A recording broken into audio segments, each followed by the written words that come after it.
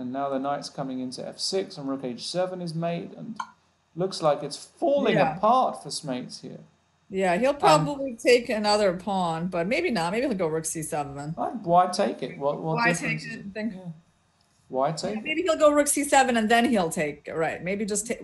I would take it just to get it off the board and repeat the position. It's the Russian thing. You know, I mean, I wouldn't even look at that pawn if it wasn't netting anymore. Now he'll look for something else. All right.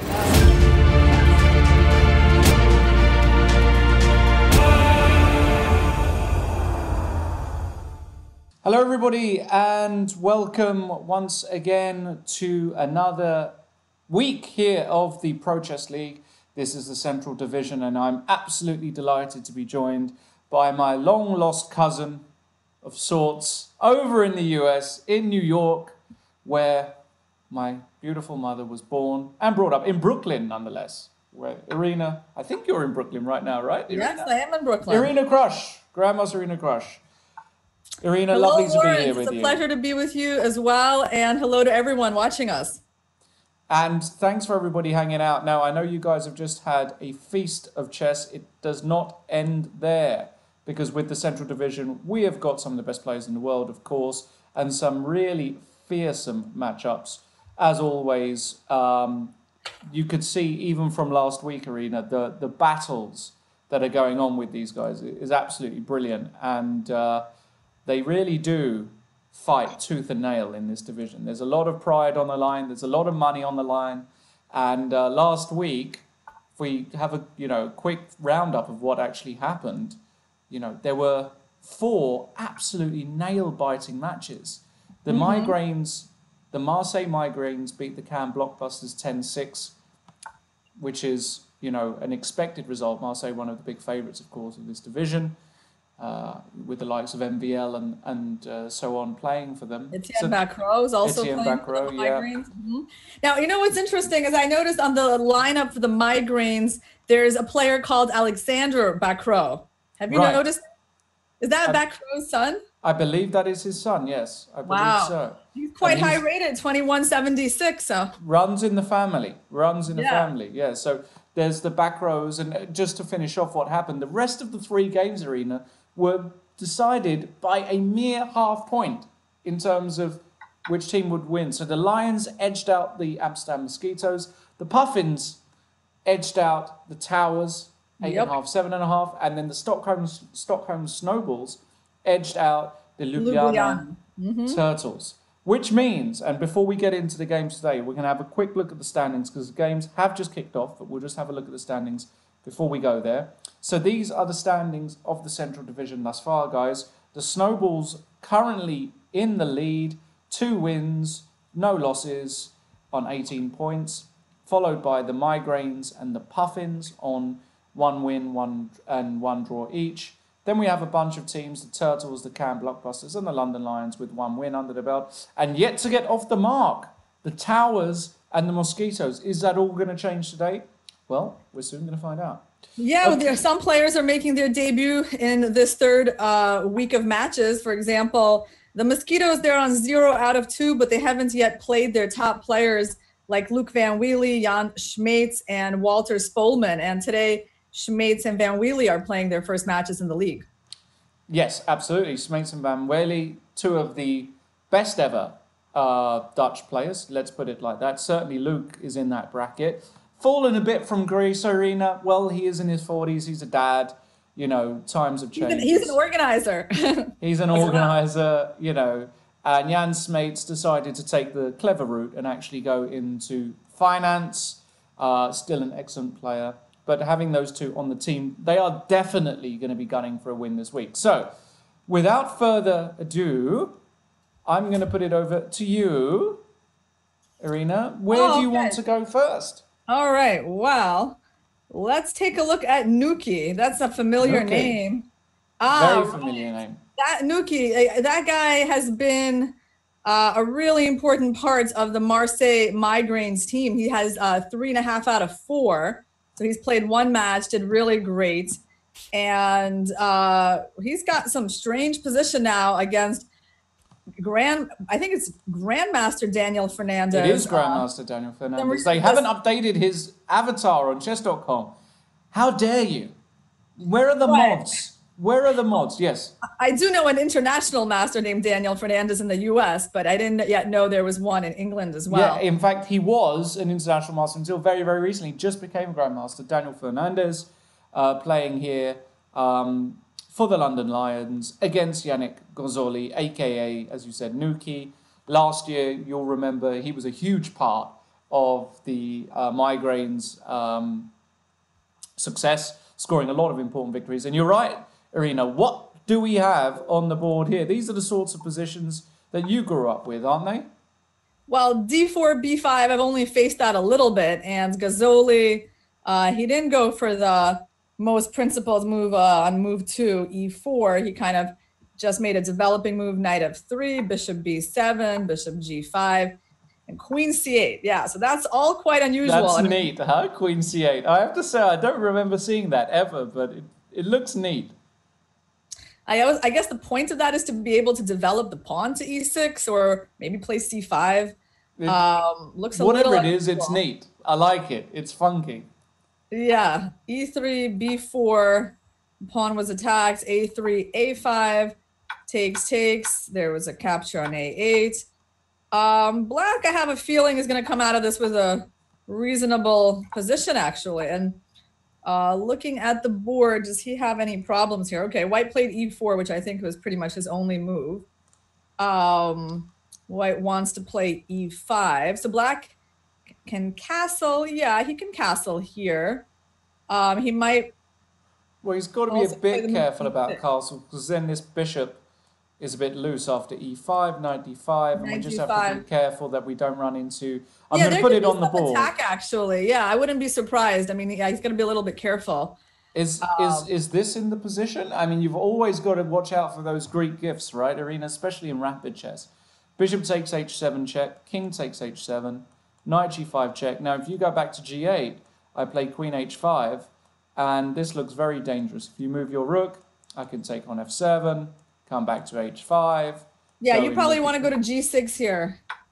Yeah, exactly. Yeah. So after knight G5 check, king to G6, and then the question is, does queen G4 work? And it all looks very, very messy. But with 12 minutes on the clock, certainly seems like something you could analyze. So that would be fun if that turned up on the board. And he didn't castle. In fact, he played D5, which makes a bit more sense. He didn't want to get bishop sacked in the first game, which makes...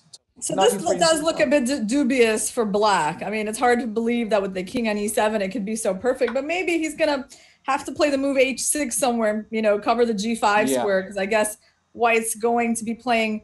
Actually, white's playing queen D2. Well, knight C5, maybe we trade first. Queen takes, queen D2. Black might play H6. Black might play H6. Black might play rook C8. Looks like it might. It looks like black is only 1 or 2 moves from consolidation in that line. Right. I have to say, looks as though it could definitely be worse. The knight comes to D7, and I'm not sure. You know, white can get the A file. I'll tell you something interesting. Like he could, I mean, I guess consider on knight C5 the move knight BD4. He could just try to. He could try to play against the bishop on A8. I don't know if that's the best strategy, but it's an idea. It's definitely an idea. It's definitely an idea. Definitely an idea. He could even just try queen D2 immediately. Is that so insane as well? Even if after knight takes B3, C takes B3, says to black, well, now you have to cover this B4 pawn, and I gain some time, and I have the C file open for my rook. So there are a bunch of ideas here for white. It's going to be interesting. There's something he didn't like about this position, so he played knight C6, not even trying to recapture the pawn. So that can't be good. I mean, after rook E1. Yeah, this now looks. Or even queen D2. Wait, isn't queen D2 like pretty good here as well? I like queen D2. Yeah, and he did it. The point is, if knight takes E5, you take twice, and then you go queen G5 check, and that looks very problematic. No, I like white for sure. Yeah, I mean, there's no real compensation for black being down a pawn. No, I think this has actually gone quite wrong for Daniel. So so now it looks as Gozzoli is in really good shape. Let's move on to another game, Irina. Should we go? Right. We were talking about him before, the one and only Etienne back row, Baki 83, playing against the very talented Andrew P. Horn, who I had the pleasure of playing at the European Blitz Championships in Katowice, Poland, just a few weeks ago. And, it was an experience. Symmetrical English, yeah. Yeah. And they got into some pretty famous line. They did. Move 10, C5. I can't say I've ever seen that one before. I don't know. I've seen that. I've definitely seen I thought that, E4 was the standard. No, yeah, so knight B3, queen, yeah, E4 is a move, but C5 is definitely a Gelfand-esque move as well. Halting the development of black. It's not so easy to suddenly get your pieces out. A5, E4, and doing it this way around. This kind of stuff definitely has been seen, but back row reacting very principally with F5 reacting in the center. Now the question is white going to go F4? That's the first move I would look at, followed by E5 and try and shut down that bishop. Yeah, my feeling is that white has a good position. Yeah, I mean, I'm looking at that B6 square, and I'm pretty sure knight will wind up there at some point. F4 looks good, and exactly what you suggested. F4, the knight really only has one square. F7, unless he's going to sacrifice pieces, but I don't think he will at this stage. E5, then you're right. The knight comes into C4, it then hops into B6 if need be. I really like this position. Yeah, I mean, on E5, I think the only chance is D6. I mean, he's got to try to... You got to break it open, yeah. Break it open before the knight comes in. I agree. I wonder what white is thinking about. What are his... He doesn't really have many options other than F4, does he? Because maybe he's thinking knight C4 right away. Knight C4 right away is also... Yeah, but it doesn't look as impressive to trade the knight and not be able to go to B6. I mean, I think F4 sort of the automatic move here. Maybe Baki had it all worked out. Yeah, maybe he's just brilliant. He is Etienne back row, rated 2728, guys. I mean, this is no joke. This is a top class player. I remember Etienne back row, Irina. I remember the first time I ever saw Etienne back row. He must only be, what, is he your age group, or is he sandwiched in between us? He is absolutely my generation, 1983. I think he's but he's born in January and I'm born in December. So 83, right? So there's a couple of years between us, right? So I remember going to Belgium to see Etienne back row, and must have been when I was about 10, and he was already 12. And I think he was already close to Grandmaster level at 12. This was an OG prodigy.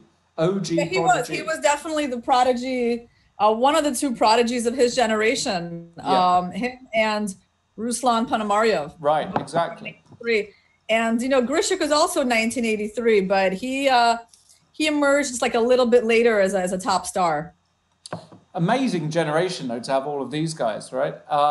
In any case, what actually happened? Well, we did not get a move yet from Andrew Horn, so we'll come back and check out Baki a bit later. Where should we go to next, Irina? Which game? Okay. Well, let's see what's going... Okay, no, not this one. While Irina is scouring, guys, I have a good one. Oh, well, this one that just started. I have a good one. Well, because I'm kind of interested in this guy. Luka Lenic is leading the Ljubljana Turtles, and he's got 7.5 out of 8. I mean, that's huge score, almost a 2,800 performance. And he is playing Bjorn Thorfinson. So that's Hanin versus Michelangelo. Hanin against Michelangelo. Okay. Yeah, and I mean, they've got pretty standard Carlsbad position with somehow he's got his bishop on B4. So it started out as a Rogozin. Right. Oh, okay. Well, I thought these kinds of positions were supposed to be good for white if the bishop was on B4. And he's basically playing like down a tempo.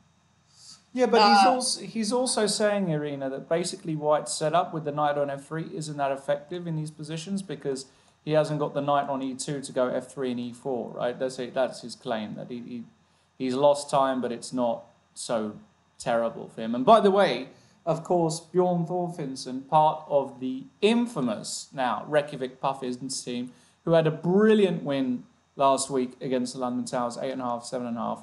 And the Puffins are arguably the most liked team in the whole league.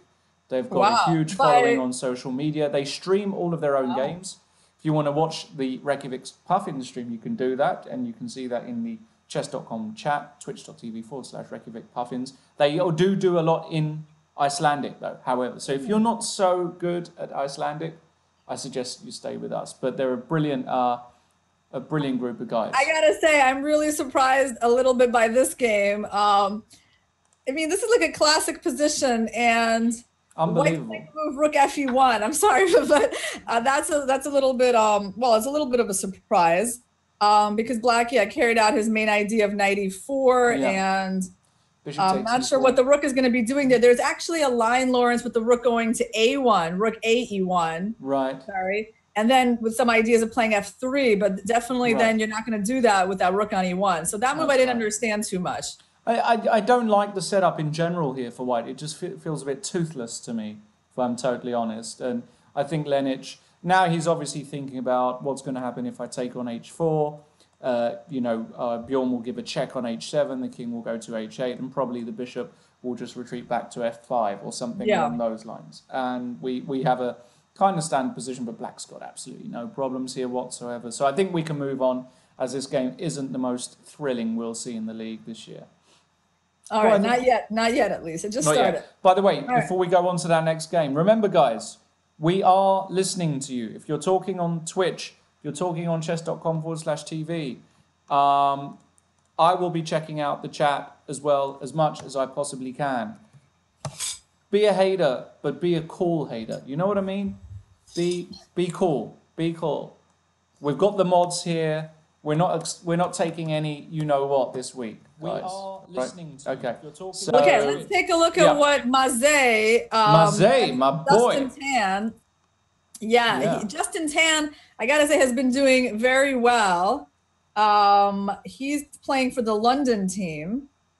Is that right? I think, yes, he is. London Lions. He's got 5.5 out of 8, performing over 2,600. And now his position against Maze, that's, you found them, right?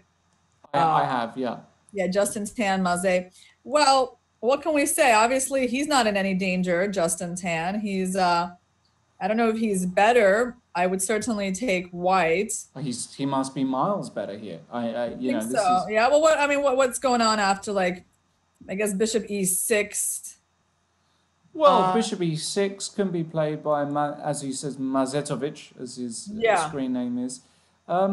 If I was White here, I would be looking at. I'd be looking at a few ideas. One idea I might actually look at here is the move pawn to G3. Is that crazy? And just saying, you know what, I want my bishop on G2, get complete control of that A file, kind of restrict this knight on F6, this bishop on E6, put a rook on A5, swing a bishop to C6 in some lines, and try and pressurize the black queen side. So after knight b4, bishop e6, I would certainly be thinking of that. But Justin's just got a free roll here. He's, you're never losing this position with White, because Black can't attack any of your position, unless, well, never is a bad word to use in the Pro Chess League, but certainly looking very, very good for Justin. Because of those pawns and the light squares and the presence of the light squared bishops means that only White can be attacking there. And this knight is so beautiful, not because it's on b4, but because it's just got such a good circuit round to key squares like d4. I think we got to go and see Etienne's game against Horton, because that's had a lot of development. Whoa. What's going on here? Smooth versus Baki. So what has gone on there? So actually what you said happened, f4, knight f7, e5, d6, Black tried to break it open. Yep. And then knight c4 at the end. Somehow it worked out just perfectly for Black, I think. Yeah, it did.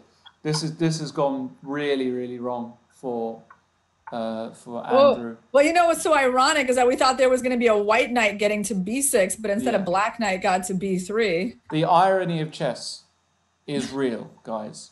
The knight now this position is horrible. Now Black's threatening just to take on c3 and take on b5.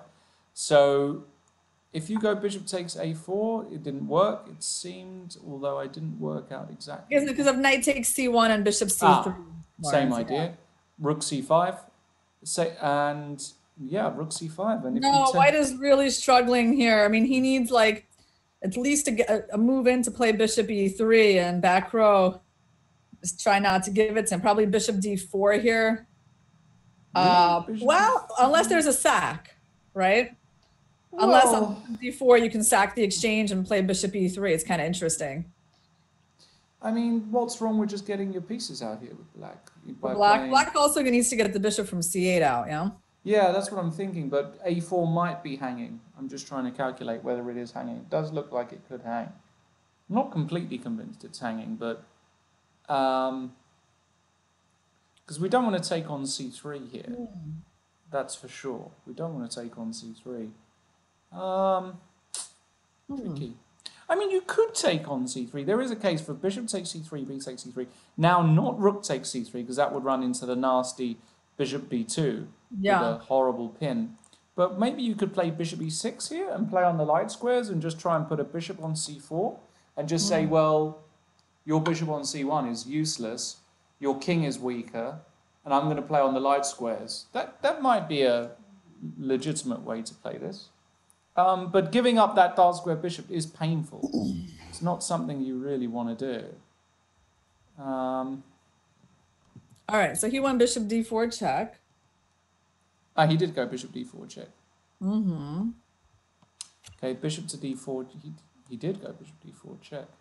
Interesting. All right, so now white needs to think about rook d4, knight d4, bishop e3, which then puts black into a pin, and I like it, Irina. I like it. He did it! Irina Krush! She was given that name for a reason, guys. That, you know, and people, they often ask me, Lawrence, is Irina's name, is that her real name? I'm like, yeah, it's her real name. It's not some stage name like Prince or, you know, like George Michael. Well, you know, this is, you were born a crusher. All right, so rook d8 here probably needs to be played. And I think... rook d1? What's the problem? Rook d1. Knight f3 check. Knight King f3, f2. King f2. Rook takes d1. Just knight takes d1. d1. And they've got two pieces. Ooh, and rook d5. Hold on. Rook d5. But then we can just go back to c3. Yeah, that's funny.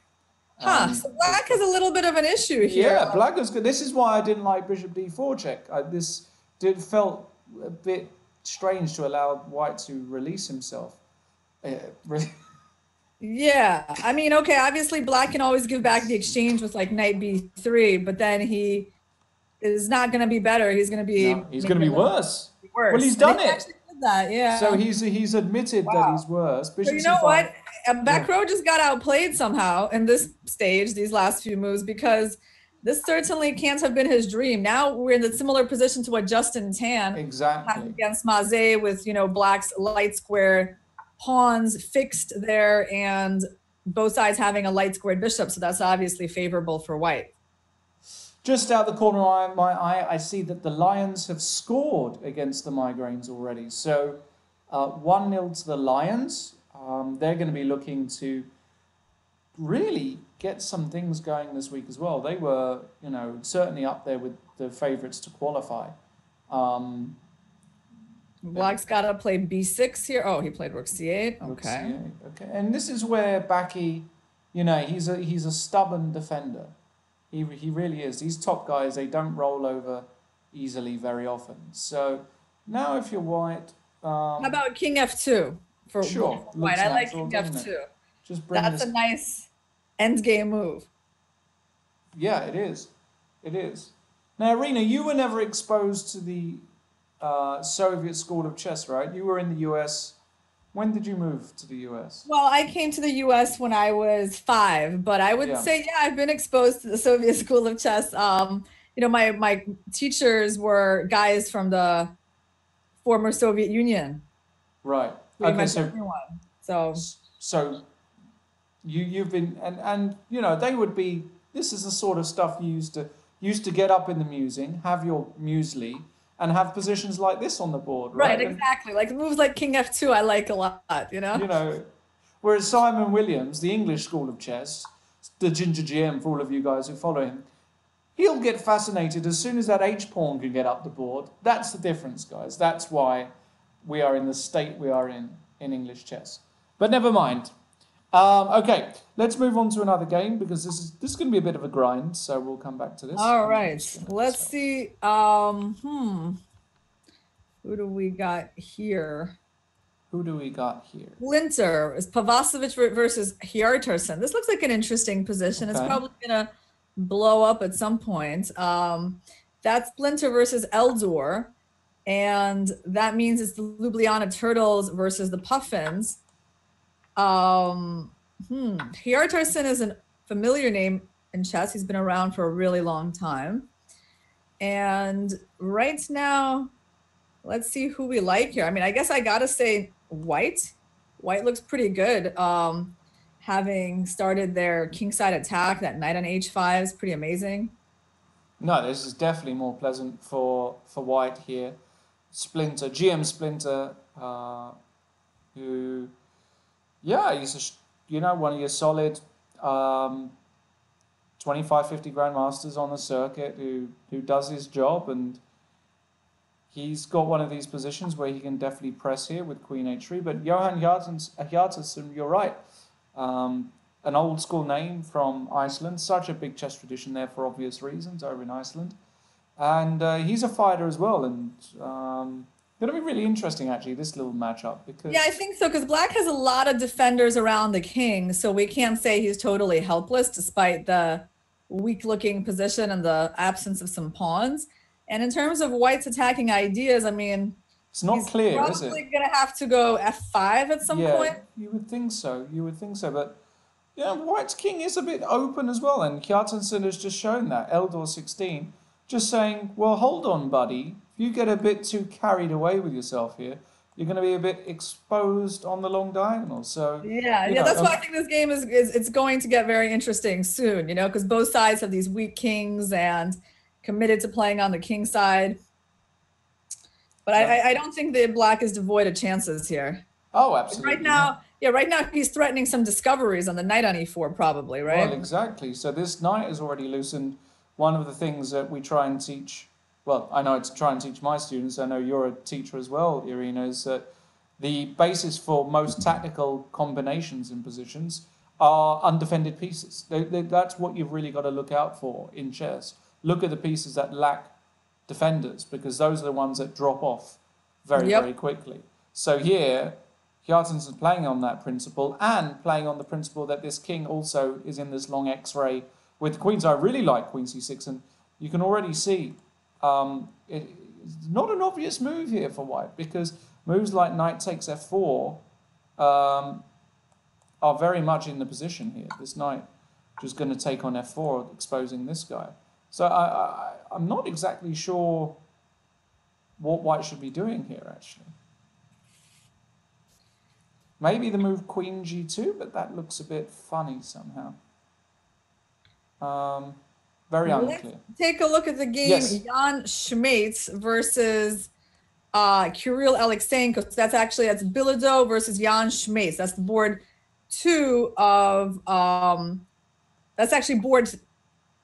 Yeah, well, Kirill Alexeyenko is the board 3 of the Stockholm Snowballs, and they're playing the Amsterdam Mosquitoes. Right, exactly. So this is actually a really big matchup, right? Because Stockholm are in the lead in the league, and Amsterdam are not in the lead, and they really want to make a bit of a comeback. On paper, I guess Stockholm really does have a very good team with 3 strong GMs and a 2270 on board 4. So very good team. And this is a young player, Alexeyenko. Do you know anything about him?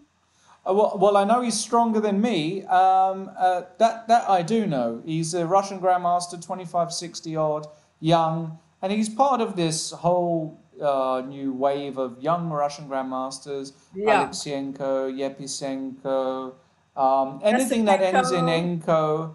Parin, like all of these guys, it's sick. They're just producing them every week. A new grandmaster comes out of Russia. I mean, this Yesipenko guy playing in Gibraltar, just off topic, he's a FIDE master. He hasn't even got his iron. He's going to do a Kasparov and go straight from FM to GM, and he just completely misses out the international master stage. He is that strong and had that amazing game against Karyakin if in the World Blitz and Rapid. If you guys haven't checked that out, that is one of the most stunning finishes you'll ever see.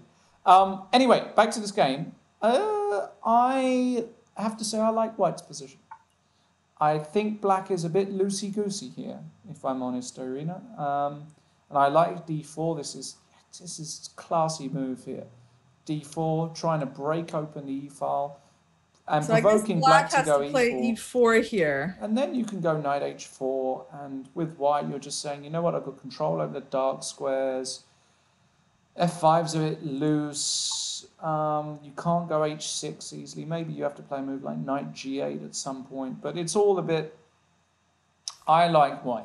But yeah, I agree. That there's an f4 square. Yeah. Knight h4 is very logical here. Yeah, and then if Black goes d5, so if we got that position, d4, e4 is played. Yeah. After knight h4, if then d5, then I was thinking knight e2. Exactly what I was going to say. Now knight e2, and now this other knight comes into f4, and White has just got a tremendous grip over the position. So I really like this for... But he's played d5, another enterprising and potentially extremely strong move by Alexenko, taking advantage of the fact that actually this knight was never on prise. And d5, now you can't take that pawn because of the pin, so you will have to move the bishop to somewhere like g8. And then maybe he wants to go knight h4. And he's saying, actually, you know what? Or knight d4, both options are possible. He gives some flexibility to his position. Yeah, actually, he might be going to d4, using the fact that the f5 pawn's going to hang. Exactly. Yeah, this looks very, very shaky for Jan Smeets. So let's take a look at the move pawn takes f3. Okay, well. No, I don't think he can do that. I think he was going to do that. Okay. I think allowing rook takes e6 was just way too much. That rook just nestled beautifully on e6, attacking e7, f6. The light squares long term. I didn't like it. And knight d4, and I think Jan is in trouble. And the great news for Kirill is that this bishop on a4, which is doing nothing at the moment, this guy can always swing back to b3 just to give added protection to d5 if he's got nothing better to do. And he's got moves like f3 as well, just breaking open the e-file, breaking open the position. And he's taken on d5. Wow. He wants to go take. This is the only way to take to keep f5 protected. Looks like it shouldn't work, but... So obviously White's going to probably play knight takes d5, bishop takes d5. Knight d5, bishop d5, and now we need a good discovery. So, but that's not easy to find. That's true. That is true. Wow. Still that was shaky. A brave move. Still looks shaky. I'm sure White probably is a little surprised by that. Yeah, maybe. Or maybe he was bluffing. Maybe he was bluffing a bit. Difficult to say. So where is the compensation? I mean, the compensation is definitely there. Maybe he'll have to put a rook on d1 at some point. Yeah, I still think there's serious compensation, but you're right. I don't see a clear way forward. It's not huge because after knight d5, bishop d5. If you move your knight somewhere from d4, like knight e2, the bishop moves back to g8, and they want to go d5, and hold on to that extra pawn. In fact, probably bishop g8 is going to be the move here regardless, right here. Yeah. All right, we'll keep an eye on that one. One game that does interest me is between Irina Agrest and the one and only King Luke van Velde. Playing today, of course, for the Amsterdam Mosquitoes, legend of the game. For many years, he was Dutch #1. Obviously, in recent years, Anish Giri has taken that top spot away from him, and they have little jokes back and forth, him and Anish. They're good friends. There's competition there, but they are good friends. And Luke is still an extremely strong player, rated 2660, but he kind of... So which one is Luke? Have you found his name? King Luke. He's playing against Irina Agrest. And Irina, as many people know, she's an absolutely brilliant board forward to have. She's dangerous. She can beat top-level opposition Also with a Soviet background, if I understand correctly. Yes, And Evgeny is her father. Yevgeny is her father, and Yevgeny, obviously, for all of you know, has been just been 2600 like his entire life, right? Well, he's probably like oscillated 10 points either way between 2595 and 2605. You know, he's extremely strong, Yevgeny. Anyway, in the position, Ina is going for it. This is what I love about her. F5, let's go, baby.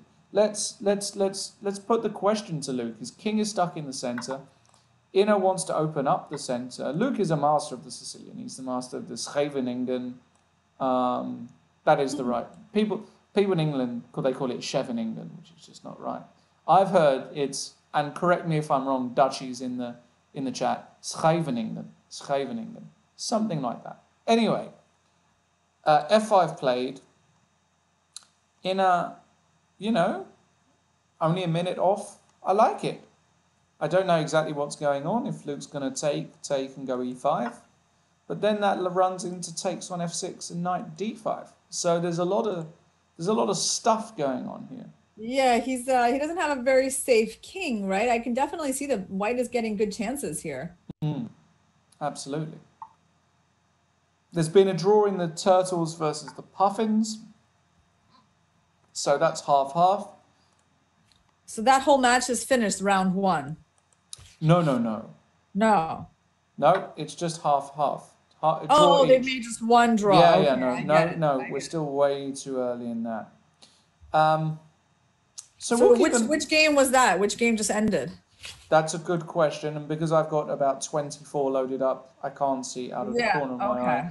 But we will get confirmation of which one.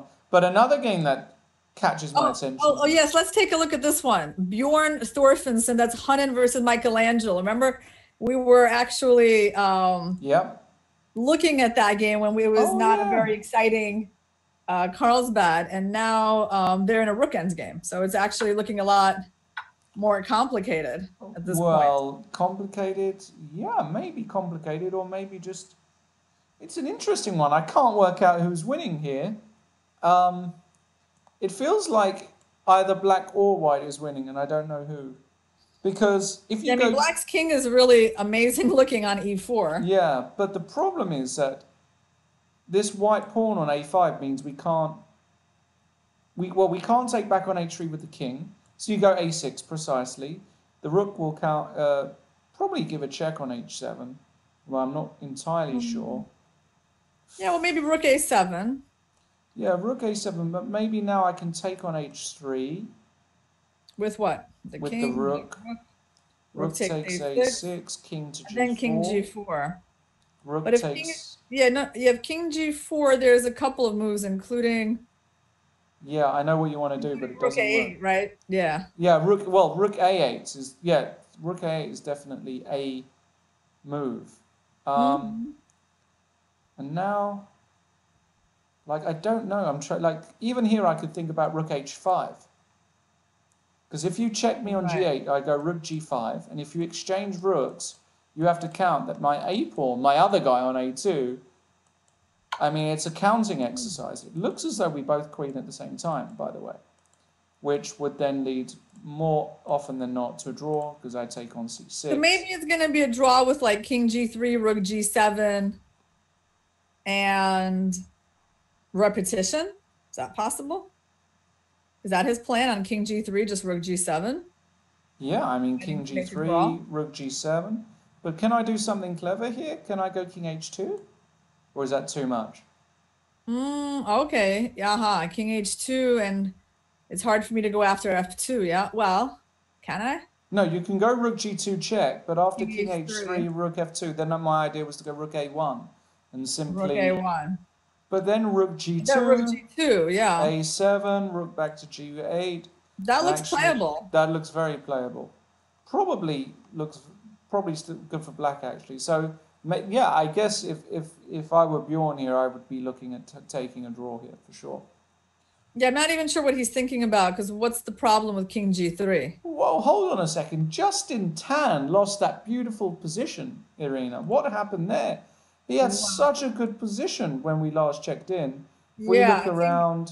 I don't have the game anymore. Well, I'll just quickly go through it with the guys on the screen. Knight b4, Yeah. king f8, king h2 takes, rook a8. He didn't exchange rooks. He brought his king in. Still looks okay for white. What happened? He still looks like he's at. Oh, he just started giving up pawns on the king side. That wasn't very clever. No. What? He's a piece up. What? He was a whole piece up. Oh no, he blundered a piece. Oh no, around move 49, it went horribly wrong for Justin. Well, you know, not good, because that was a game he should never really have lost. So that's a big disappointment there for the Lions. Okay, where to next? All right, well, we can take a look at Trendle versus Ricky Kits. Yep. So that's the Cannes Blockbusters versus the London Towers. That's right. All right, let's Thomas see. Rendell with the white pieces against Maxime Lagarde. Yeah, it's a funny name, Maxime Lagarde, isn't it? I mean, how close it is to Maxime Lagarde. Yeah, I mean, he deliberately changed his name for that as well. He tried to get Lagarde down the office, but they wouldn't let him. So he had to settle for Lagarde, which sounds at least French. Still. Well, I'm thinking White's pretty happy in this position, Thomas. I mean, he should just trade and maybe play f4. He's got the better bishop, put a knight on d4. Can he go f4 immediately? Why even go f4 immediately as well. I mean, f4, kick away the bishop, and then like bishop e. Well, bishop e3, there's knight g4 maybe. Then you can go bishop d4. Yeah. Yeah, I definitely like White, and I think he's got some nice choices to make here. Yeah, I would agree with that, I would say. I would agree with that. Okay, we'll come back to that one. Oh, let's go to Bilodeau versus Schmates, because Schmates doesn't have much time, and that game is definitely getting exciting. So Alexenko is putting a lot of pressure on him in terms of the time, and Schmates is still up a pawn. But his position is so open, isn't it? That's the problem. Yeah, that's the issue here. So now how is he going to defend f5? I mean, I guess queen f8 is an option, but there's knight h5 coming. Knight h5 is the big threat. Once he loses the d6 pawn, I mean, he must be clearly worse. So, I mean, if I had to guess, I would guess that black is worse anyway here. Knight e5. This move is good because on knight h5, he can go rook g6. And then on knight f4, well, first of all, there's like knight f3 that black has to consider as an option. So what about, hold on a second. Can I go crazy? F4. I promise you, I was just about to say that. F4. It's a nice move, yeah. The point is that after e takes f3, white has got this fabuloso. Hold on, rook e5, queen b6 check. Maybe he has to go queen take. No, queen b6 check. Sorry, f4. Looks good. E takes f3. Rook takes e5. Queen b6 check, Irina. You're strong. It's like your afternoon. It's my evening. I've caught 2 planes already today. You've just been sitting there, you know, you woke up, had a cup of coffee, had some cheese, and are fresher than I am. So I'm going to let you do the hard work today. Look, there you are with your coffee and... Yeah, it's my cold tea. It's had time to cool off since we started. All right, so black can take, and on rook e5, queen b6 just seems like a winning move. So let's see what happens here. Interesting. All right. Oh, he didn't do it. He didn't do it. So I wonder why. Yeah, so knight h5 came. Well, he went knight d3. He needs to make sure he doesn't hang the f5 pawn, but he also doesn't have rook f8 because there's queen d4. So to me, it just looks like good for white now. Yeah, but I mean, he could just take on e1. He could take on e1. Take on e1, okay. He could take on e1, rook e1, and then maybe he can play a move like, I don't know, rook a7 or something. You know, rook a7, queen d4. No, I wanted to bring my other rook to f7, but Looks like it's Yeah, I mean, he can stable-ish. also have knight e1, rook e1. He can play rook g6 Knight e1, rook e1, rook g6. Oh, that's also. and give away the f5 pawn. But now that he has the exchanges, not. Wait 1 second. What's a knight e1? You also have knight f6, which I think is something that maybe looks critical, because then you got to go knight d3, and we can play even queen d4 there. Yeah. So that's why he. But now, okay, right. So rook g6 happened, and oh, okay. It's like the moment that you start calculating, like rook takes d3, which I don't. Rook takes d3 is the first move you look at here, isn't it? Yeah, I don't know. I don't think it works yet. So rook d3, e d3, queen d4 check, king g8. Yeah, and black looks like they're holding. Rook e6. Rook e6. Try and distract your boy from the g7 square. Yeah. And so we're looking at rook takes d3, e takes d3, queen d4 check, king g8, and rook e6 as a. And then say, oh no. There's funny moves there like rook a7. Yeah, I don't believe it for white, by the way. Yeah. There's also really annoying moves like d2 in the future. Exactly. That's why. Queen away. So I don't like this. So what can white do? Well, queen f5, they're going to take on e1, and on rook e1, they play d5 or something. So it's not super clear. Are they going to? Are they really? They're not probably going to want to spend time. Okay, they did move the rook away. Okay. So now f5 is a threat. Yes. How is he going to protect that pawn? Maybe he's not. Maybe he's just Jan Smates, and the Jan Smates that I know doesn't retreat, Irina. He goes on the offensive. And now he has ideas of rook b5. That's actually a really important defensive idea. Also, just rook white's going to be playing something like g3 or g4. It's going to get very exciting. d5, your move, Irina. Right. For some reason, he didn't play rook takes b2. Maybe there was some reason he couldn't. But I don't know. I thought that was looks like so close to a win, though, for white. Yes. All right. So now he's looking at those sacks on d3 again. Of course he is.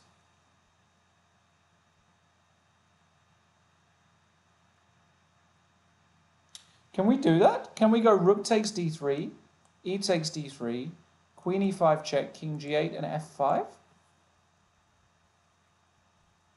How about that? And if you go d2, we just ignore it, let you queen. F takes g6, d1 equals queen, and just say h2. King h2, and say But you've got a couple of threats there, right? But I don't know. Got a lot of threats. Feels like mate. Queen e6 followed by g7 mate is one. So this could get exciting, guys. This could get very exciting. Yeah, how about that for a variation? Let's see. Okay. Queen e5, king g8, f5. So. f5. All right. So we're going to leave this on the board. I think we need to look at that again. So f5, d2, takes g6, d1, and king h2. So because, I'm up quite a lot of material there. And so you're threatening mate. And how do I save that? Well, so if I go rook b7. Well, rook b7. No, I'm going queen e8 check. That's mate. Yeah, wow, that's nice. Okay. So there's a lot of mates going on here. A lot of mates. I like this idea. Feels thematic, feels right. Get that rook off that g6 square, which is just controlling a lot of key squares, f6 and g7. Get him off. Get him out. You know? What do you think? You happy with that, Irina? Well, oh wait, there's some okay. No, I like the idea. I'm sure this is a good time to spend some time calculating, because using up the remaining 4 minutes, because it's critical here. So f5. F5 now. If I go queen g5, you take on g6. So we're just doing, I'm just going to put this on the board again. So queen g8. Yeah, and we can trade. Queen g5, queen takes b8, Irina. So you also have that. Yep, I agree. So, very interesting opportunity, it seems now, for Kirill Alexenko. And he took with the E-rook. Wow. That's weird. Curious, but maybe it's the same idea somehow. No, it's not. It's not the same idea. I don't know. Was he worried about the D pawn somewhere? I don't know what he was worried about. Maybe he's just going to play real Russian style, take on D3 with the queen, and say, I ain't worried about nothing. That's possible. That's funny. You can't take on B2. Because you can't take on B2 because of queen D4 check, which would skewer the rook and... All right, so he did go for a very positional kind of approach, but I mean, still highly unpleasant for black with like 20 seconds left. So there's still no rook B2. Really is. And the king is open and he's about to get his second pawn. Yeah, he's certainly winning here. That's my feeling. So king H2, queen takes B2. All right, that's a clever little idea. King H2, queen takes B2, yeah. And you see, this is a much worse version compared to before for white. It feels like it anyway. Well, that queen on B2 is doing a brilliant job of guarding the dark square diagonal. As well as threatening mate in one, right? So rook D2, that's the move I was going to suggest. Nice and tricky. Nice and tricky. Queen takes rook, then queen E5 check. And rook C2. So now he's going to have this perpetual check on the queen, it seems. If he... this is brilliant. Wait. Rook C2, queen B4, rook C8 check doesn't work. Or does it? Takes, rook G8. No. But now queen E5, king G8. Hold on, queen E5. E5, you can take another pawn. Well, no, yeah, we can take another pawn, but also just rook C7. Rook C7, yeah. Just coming in, circling that king. Yeah, he's going to have to go like queen F8 or something to defend. So annoying. And now F5, like before. And now the knight's coming into F6 and rook H7 is mate, and looks like it's falling apart for Smates here. Yeah, he'll probably take another pawn, but maybe not. Maybe he'll go rook C7. Why take it? Why take it? Why take it? Maybe he'll go rook C7 and then he'll take. Right. Maybe just take. I would take it just to get it off the board and repeat the position. It's the Russian thing. You know, I mean, I wouldn't even look at that pawn if it wasn't netting anymore. Now he'll look for something else. All right. Now there's, queen D7 to consider. Is that a good move? It's interesting. Just go back. Go back. Queen D7 is interesting. It's a mate threat. You got to be a little careful. I mean, there's no like rook G2, right? Yeah, you don't really have those sacrifices. It doesn't work. Doesn't feel like it. Yeah, you got to notice that. I mean, queen D7 is a tricky little move. I mean, what exactly is he going to do? Like queen H8 or something? Queen G8 would just go to queen D4, You're right. Rook D7. All right. Rook E8. I didn't get rook D7. So I didn't really understand what that was about either. Maybe he wants to... Unclear, actually, what he wanted to do with rook D7 there. Very, very unclear. I can see that the Turtles have won the first round against the Puffins 2.5, 1.5. The Migraines, they've absolutely blasted the Lions off the board 3.5, 1.5. At the moment. Queen D4 and knight F6 wins, yeah. Yeah, queen D4, knight Well, he played a good game, and I think the decisive factor was definitely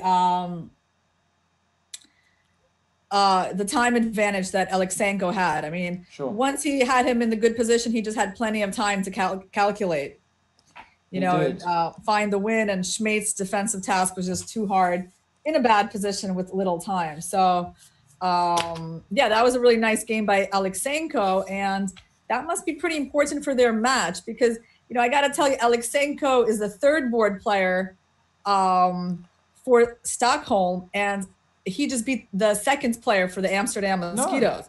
That was a board upset. Stockholm are the team to beat this year. They really are. And, I want to go over to a game actually between somebody whose name you might recognize. He's been playing a lot recently, Mr. Gawain Jones, playing here for the Towers. What's his name? How do we find him? His name is Verde Notte, Green Knight, after the infamous Sir Gawain from I think it was can't remember which myth or whatever it is, Sir Gawain. Green Knight, who was called the Green Knight, if I remember correctly. And he's playing against Pierre Villegas, who is part of the... Yeah, Gawain is 4 for 4 in the Pro League so far. Yeah, and he just played the Tata Steel Chess Masters arena with Carlsen and Anand and all the rest of them. And this looks like it was some kind of King's Indian, if I had to guess, or something that Jones is usually playing. Oh yeah, this is Gawain and his King's Indian. He loves it, but is this position so good for White? This looks a bit, I don't know. This looks a bit strange, but maybe it's okay. So White's down a piece, but well, he can take on D7. He can take on C3, or take on C3. Okay. But if he takes on C3, I guess knight I G6. think if he takes on D7, I mean, Queen D7, it looks pretty decent for Black, I would say. Right? I don't know. It's complicated, but... He did take on C3. And if knight G6, what's the idea? I don't see a move there for White, by the way. That, well, not one that screams out at me anyway. And he has played knight G6 and bishop D4. Well, Gawain's going to lop that off on D4. Rook takes D4. He's not even going to think about it. Queen takes D4 and knight takes E5. And he's got a beautiful knight here on E5. He's just going to take that. This is Gawain territory, guys. Knight takes E5. Great bishop, great knight. White king is a bit weak. This rook is a bit offside. So I actually really like. There's a move rook takes D4 here, isn't there? That's what I've been saying. Exactly. Rook takes D4 followed by knight takes E5. Oh yeah, that's just great for Black. Knight takes E5. Maybe. Hold on, the A7 pawn is hanging. Hold on. Rook D4, Queen D4, knight E5. I can take on A7. Maybe this is what's making Gawain. Just think for a second here. Pierre Villegas also down to 26 seconds only. He did take on E4. This did happen. Queen takes A7 check is on the board. Bishop to F7. And now what is Villegas going to do? Queen back to C5. Okay. Now Gawain's going to play a move like Queen somewhere. I don't know where. He's going to go to B8 or A8 or something like that. Because that's what Gawain does. He's going to activate this Queen. Or D8. Even better. Queen C1. Yep. Now threatening the F4 pawn. And here, I guess... Don't know, actually. Interesting. Okay, so he's just activating the queen. Okay, he wanted to go Queen D2. Well. Interesting. Yeah, I wouldn't say White's doing too badly from what I can see right now. I mean, he can actually, he's threatening to take on F4. Just get away with taking that pawn. He is. And how exactly is Black going to guard it? I guess knight G6. Yeah, knight G6. He'll go knight G6 he will, and then put a queen on D4. He'll try and get a knight G6. He can even, or sometimes put a bishop on H4 to G3 or a bishop on D4 to E3. Anchor this bishop to a nice outpost. And he did go knight G6, Irina, as you predicted. The Mosquitoes have actually beaten the Snowballs in the first round between them. They've edged that one 2.5, 1.5. So a big win there for the Mosquitoes, beating the league leaders, the Snowballs here. Great little win for them in the first game. Anything in the chat, Irina? Are they brandishing us something naughty already? Are they praising us? Are they quizzing us? No, I haven't seen any questions. But guys, yeah, we are following the chat, so you're welcome to make questions and comments, and we'll try to get back to them. So in this position, let's see, Rook H5. I mean, White's king is going to be in some danger at some point. That's my feeling. It's still very open. Maybe he should hide it to H1. Can we go to H1 at some point? Well, he's got 8 seconds, so I'm a bit... Yeah. You don't think he's going to have time to hide I don't that? think he's going to actually get to H1, Irina. I think he's going to struggle. Gawain's going to win it. This is just such a Gawain. You know how many positions I've had against Gawain where I'm a piece up or 3 pawns up and he just swindles me. You wouldn't believe it if I told you. It's just insane. Just out of the corner of my eye, though, I have seen another game. I'm going to give this guy a shout out because he's a good guy. Mr. Simon Ansel. Mr. Simon Ansel, who is playing against Grandmaster Tokras, Mr. Matthew Cornett. And we've got a position here where Simon has decided to go for the very unorthodox double exchange sacrifice, and he is busto.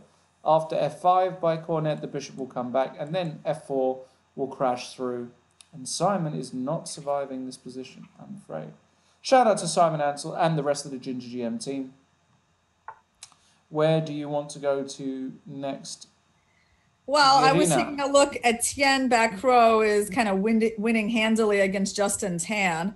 So I guess Justin hasn't quite recovered from that game. I mean, I don't know. I don't think that's the most interesting one. I think you'll see why when, I mean, are all the first round matches done, Lawrence? All the first round matches, bar the blockbusters against the Towers, are done. Okay, so let's see what's going on. So Marseille beat the Lions. So they moved to 2.5 out of, well, no, this is just, the first, they haven't moved yet to 2.5 points overall. Okay, Ljubljana Turtles beat the Puffins. And Amsterdam Mosquitoes, they beat Snowballs. Wow. But we actually saw the one game that the Snowballs won. And we thought they were doing well, but apparently not. And we got Khan playing the London Towers. Okay. So that's round 1. And let me take a look what I got here. Okay, that's Cornet. Right, I see. Yeah. The 2 Cornets playing. Who is now not the only Cornet playing chess, because his wife, Daimante, is now Daimante Cornet. Okay. You know what? Let's look at this. This is going to be good. Trentil versus Ricky Kits. They got no time, and the position looks crazy. Yeah. And actually, it kind of looks like who's doing well here? I'm not sure. Well, White's got a lot of extra pawns. Black's king is open. He's also got the files. Well, unless there's a knight takes h3 check right now. Yeah, it must be like White that's winning. Yeah. No, knight h3. Hold on. Knight takes h3? You want to go king f1 or what? Because if you go on pawn takes, there's rook takes g3, right? And f takes g3, queen takes g3. And there's mates. Yeah. Mate. Well, he's got to go knight h3. Oh, okay. What? Maybe he was scared of rook king f1 there. Yeah, maybe. But then you can still come back to. Oh, the rook was hanging. No, the rook's hanging. Yeah. Yeah. Okay. Rook f7. Bishop into f5. I like it. How about rook g8? Maybe thread knight f3 the other way. d3. Okay. I also like it. Distracts. Yeah, random moves are very good when there's no time. I agree. D3. I don't know why he had to give that pawn. It was still kind of useful, but f4. Okay. What does that do? I don't know. He's not making really any threats yet. I would want to play a move like queen c3 and start threatening my own stuff along that long diagonal. Get a few discovered check options in. But bishop g4, I like that as well, knight h7. Now queen c3, come on Thomas, queen c3. You know you want to play queen or rook h5, pin another way, I like that. King h2. And then rook takes f2. White's definitely totally safe here. I mean, he hasn't. Queen c3, there we go. There's a check, good. And if king g8, bishop e6, so rook g7. Now come down, rook e7. Come on, rook e7, there you go. All right, he's going to... Queen f6, but now you can just trade everything. Rook g7, good. Also good enough. Good. Maybe bishop f5. He could have thrown that move in. Okay. Well, knight f5 is good enough. Rook h6. Yeah, trade down with a lot of extra material. Rook a5. Whatever he wants to do. He's being very pragmatic, Thomas. He doesn't have to play computer accuracy here. He can just win by taking on c6, playing rook c7. Okay. I mean, that should be enough pawns. Should be. You know, bishop f3. Right. That bishop is so nicely anchored as well on f3. Just put that bishop on f3, Thomas. Stop messing around. There we go. Threaten h4. No. Yeah, just give a check. King g3. Okay. Just give a check. Doesn't matter. Give another check. Doesn't matter. Put the king on g3, get out of any mating nets. Yeah. And then the rook comes to e4 with check, and there we go. He's reading my mind. Rook g4. Rook c4. Okay. a4. No checks, no threats, nothing. Pure illusion. h4, let's go. Rook e4. So Simon Anza lost. Simon did lose, yep. Okay. And who's Madame? Gawain also won. Diamante lost. Diamante lost, yep. Okay. So is there one more game going on? There was just Villegas versus Gawain.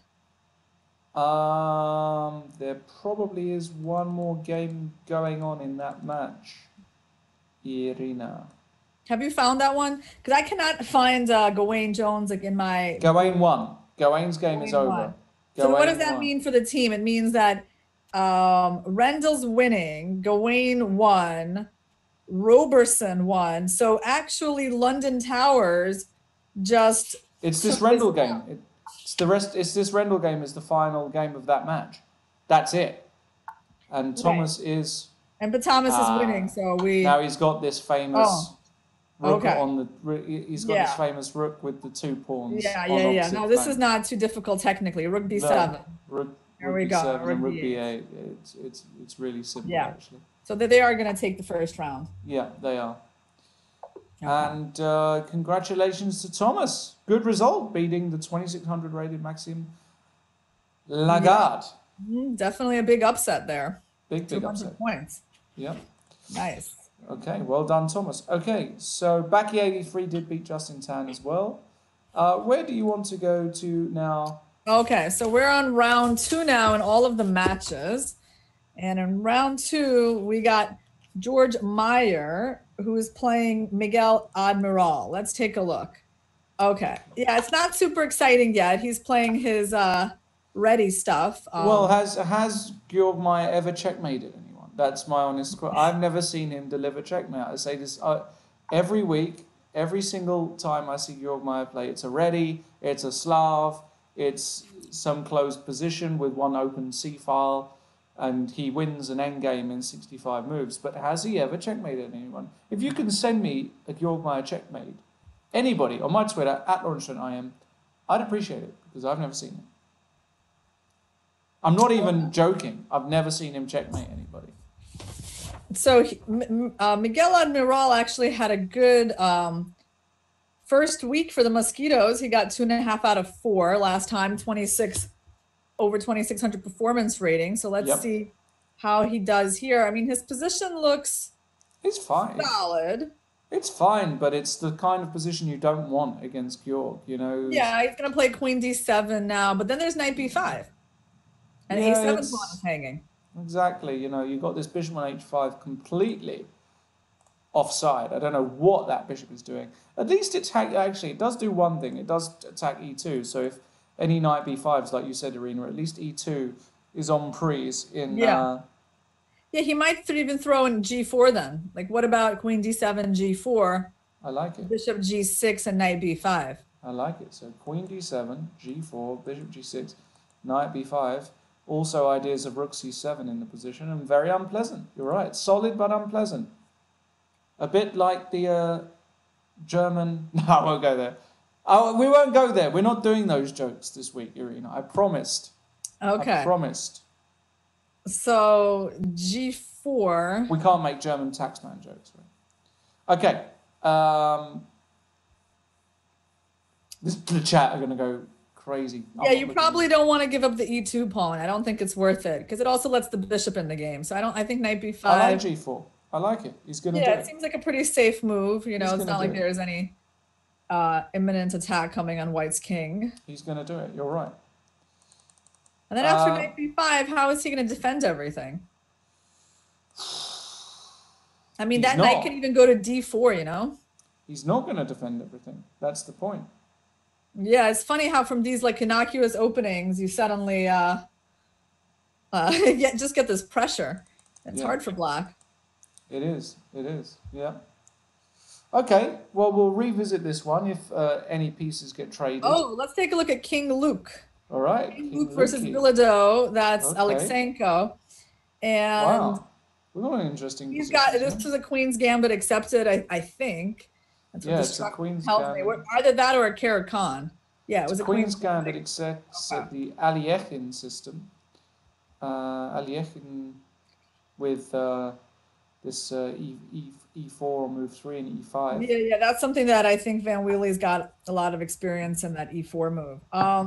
Certainly has. So Alexenko's carrying out this main idea that Black has, F6. And at first glance, to me, Black's position looks entirely fine. Really? What do you think? Yeah.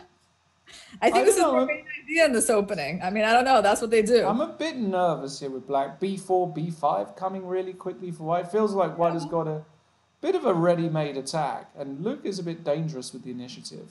Yeah, it's not so easy, though, because, I mean, okay, right now, are you going to do anything about the E5 pawn, or are you just going Well, I might not. I might just let it.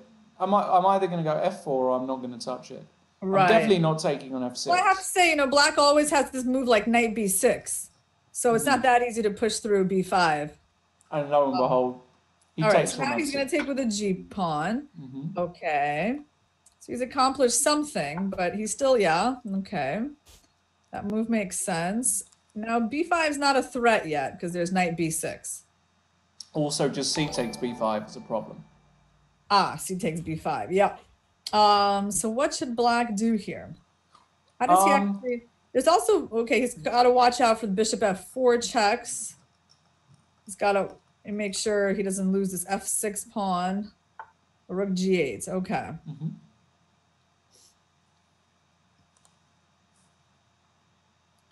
So what's the idea here? I mean, it's actually, I agree. It's not that easy to see how he's going to develop some real counterplay. Right? I mean, bishop takes E4 is not too much of a threat. Rook takes E4. Or knight takes E4, doesn't. But actually, that's probably what he's going to do. Yeah, he's probably going to take and try to play like either bishop D6 or rook G4. I think he's going to have to capture on E4. Yeah. Because the two knights are really doing a good job of protecting White's king. So let's say he takes on E4. What's White going to capture with?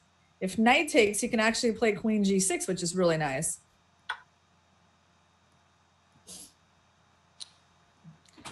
So now, Irina, we're getting a lot of the moves today. This is quite spooky. We're actually guessing a whole lot of moves. This is supposed to happen, right, Lawrence? Is it? I thought so. So queen G6. Okay, we got that idea because we got to get the queen involved in the attack. Yeah, actually. Now, how is he going to defend? Now, actually, like I said, I'm kind of happy with Black's position now. I think that idea got him somewhere. But what do you do here? This is what I had. I got up to this point and I was like, yeah. Now what? Because if I go F4, queen G4, something comes to mind because we can attack the H4 pawn. Yeah, maybe even queen F3. Well, actually, queen G4. Yeah, queen F3. I don't know. There's bishop D1, I guess. Queen G4. Maybe I'll play a move like king H2 or something. King H2. I really want to get that bishop on F8 involved, but how do we do that? Well, the problem is if you go F5, I put a knight on G5, and then you can go bishop D6. But I don't like it because E6 is just so weak. Okay. F5 is so committed. Is interesting because he wants to see a knight on F3. What did you? Oh, hello. E5. That is interesting. It's interesting. I mean, yeah, he basically decided he can't do anything with the bishop on F8, but he's still got hopes for the knight on D7. Wow. Yeah, I don't know. It feels a little dubious, like putting the pawns on the dark squares, but actually it feels like a good move. Yeah, but it feels like maybe that's what you got to do. Yeah. Yes, guys, we're in round 2 now with all the matches. King G2. Yeah. I don't know. Is he ever going to play F5 or just letting the knight into G5 is too much? I actually think it's kind of interesting. It doesn't quite work yet, though, because on F5, knight G5, E4, which I thought was not bad in terms of structure, it actually it's still maybe playable because on bishop D5, CD, bishop F4, there's bishop D6. And we don't lose the rook. What do you think about that? Maybe we should consider putting those pawns on light squares. Okay, so he's probably preparing F5. That move seems okay.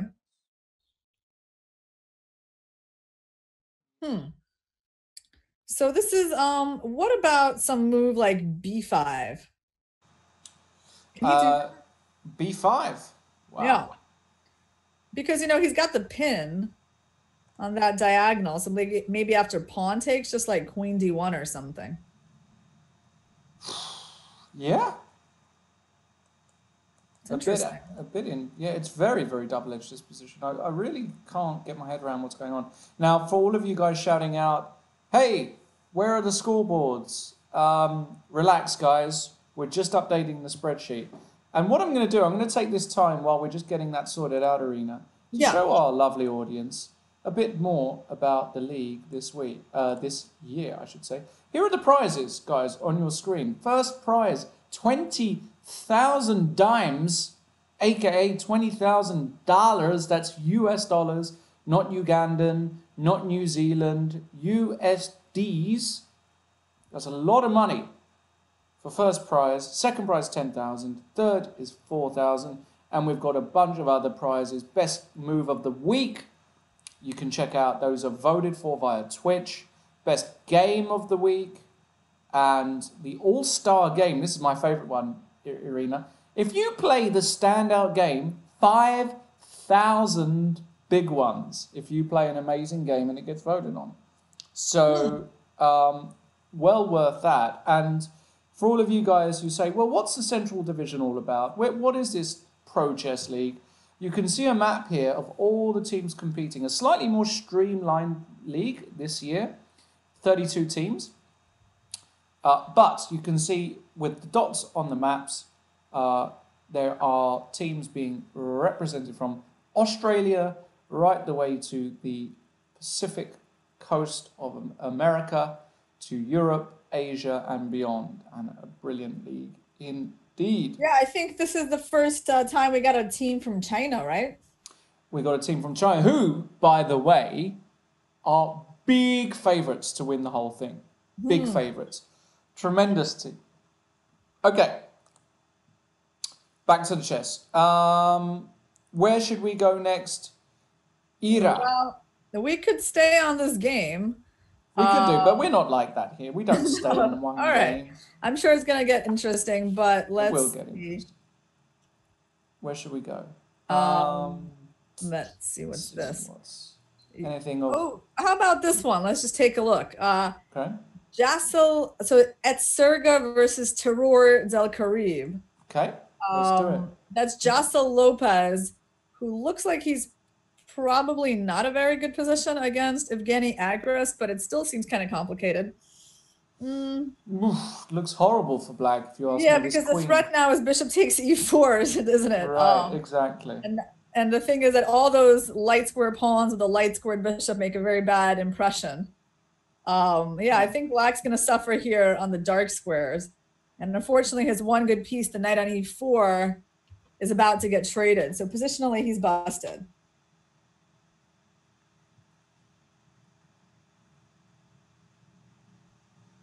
So that's pretty clear.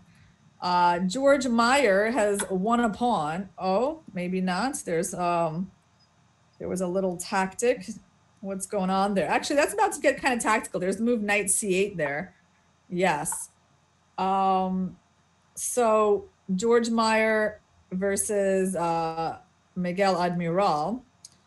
Okay.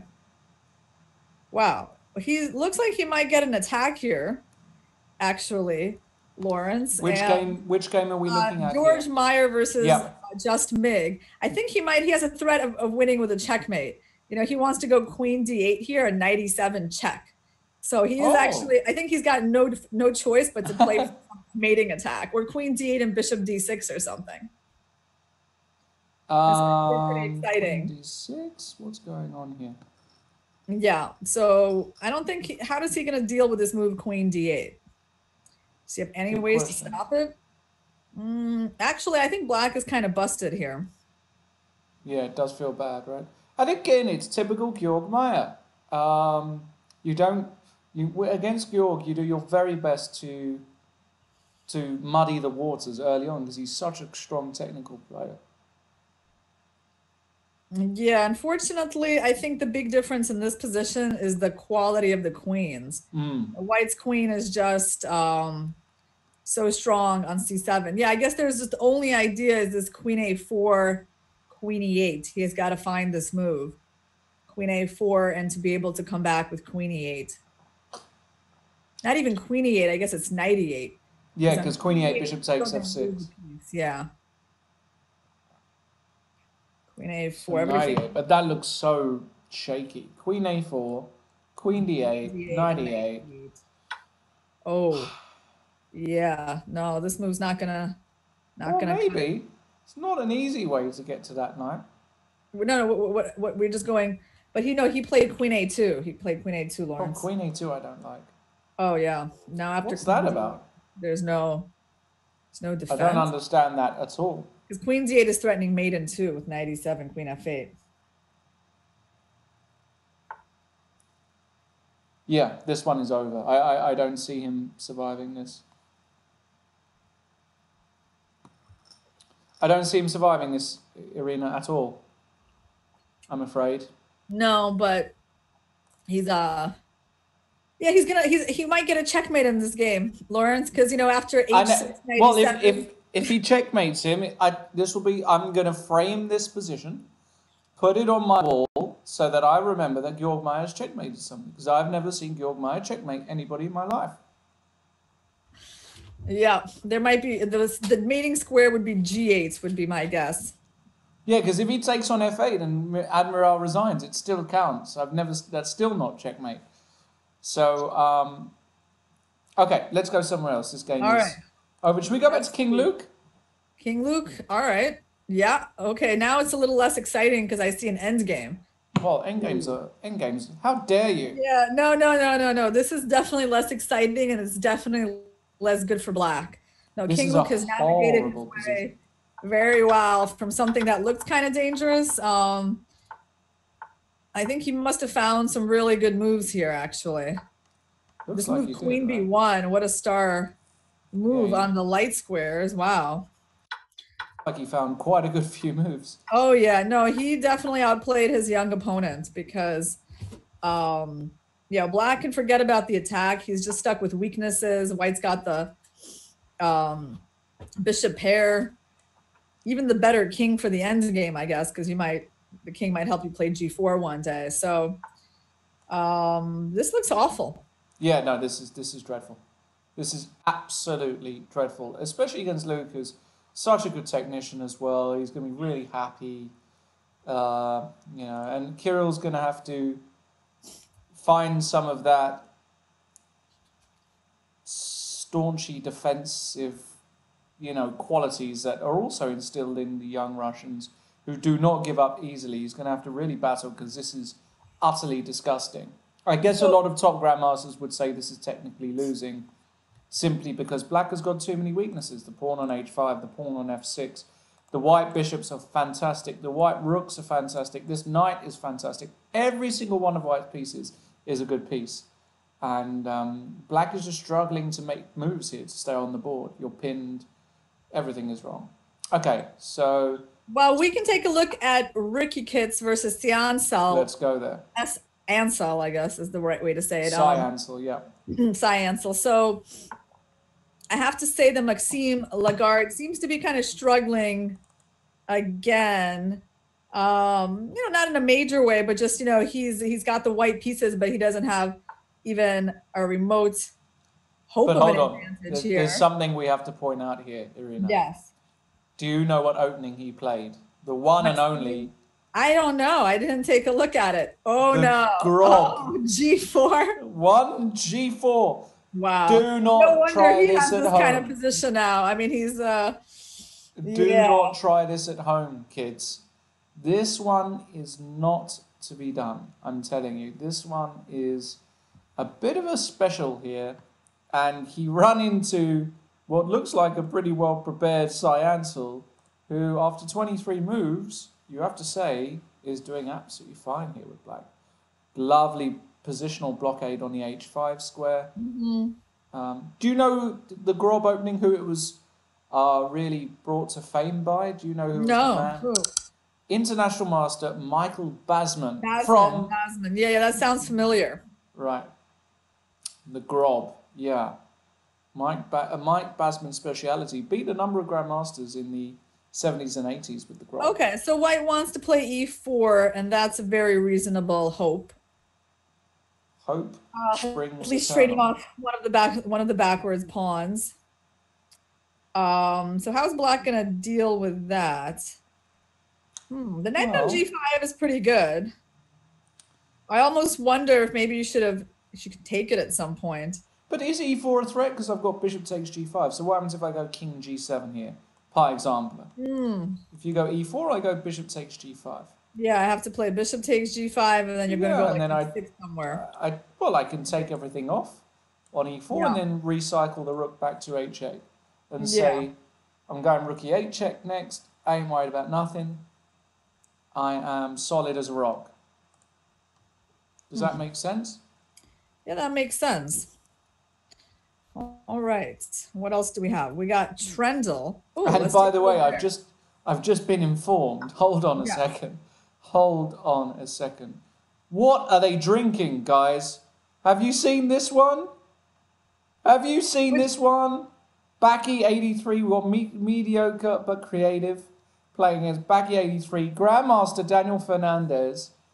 The contempt shown for such high quality opposition. He has played the one and only pawn to h4 on move 1 against a 27-30 opponent. If I was his team captain, I would have him bent over a barrel, I tell you, and his bottom spanked for showing such disrespect to a yeah, I mean, he's got to be careful not to lose that h5 pawn. Right? I mean, pawn is already lost on h5 after 5 moves. What is he doing, Daniel Fernandez? Now, had he played the superior version, his cousin, pawn to a4, I would have said, you know what? That's fine. Radjabov played this in a World Blitz once. Nothing wrong with pawn to a4. Perfectly reasonable. Doesn't weaken your king. But pawn to h4, don't like it. Well, the interesting thing is that, you know, when you try to support your, when you try to surprise your opponents in the opening, you'd like to wind up with more time than they have. And in this position, like, it's only been 6 moves and white's down, like, you know, a few minutes on the clock already, right? So I don't think he got much value from that surprise. Well, incredible. Incredible. Okay, well, we'll keep an eye on that one. Any other games? He's throwing more pawns. Oh my God, e4! What is this? Yeah, I mean, it has a point. I guess he wants to go. Yeah, he wanted to go pawn takes e4, knight e5. And rook takes h5. Wow. Yeah, I mean, he's gonna go e6, and yeah, black's solid. You know, but white's got the bishop here.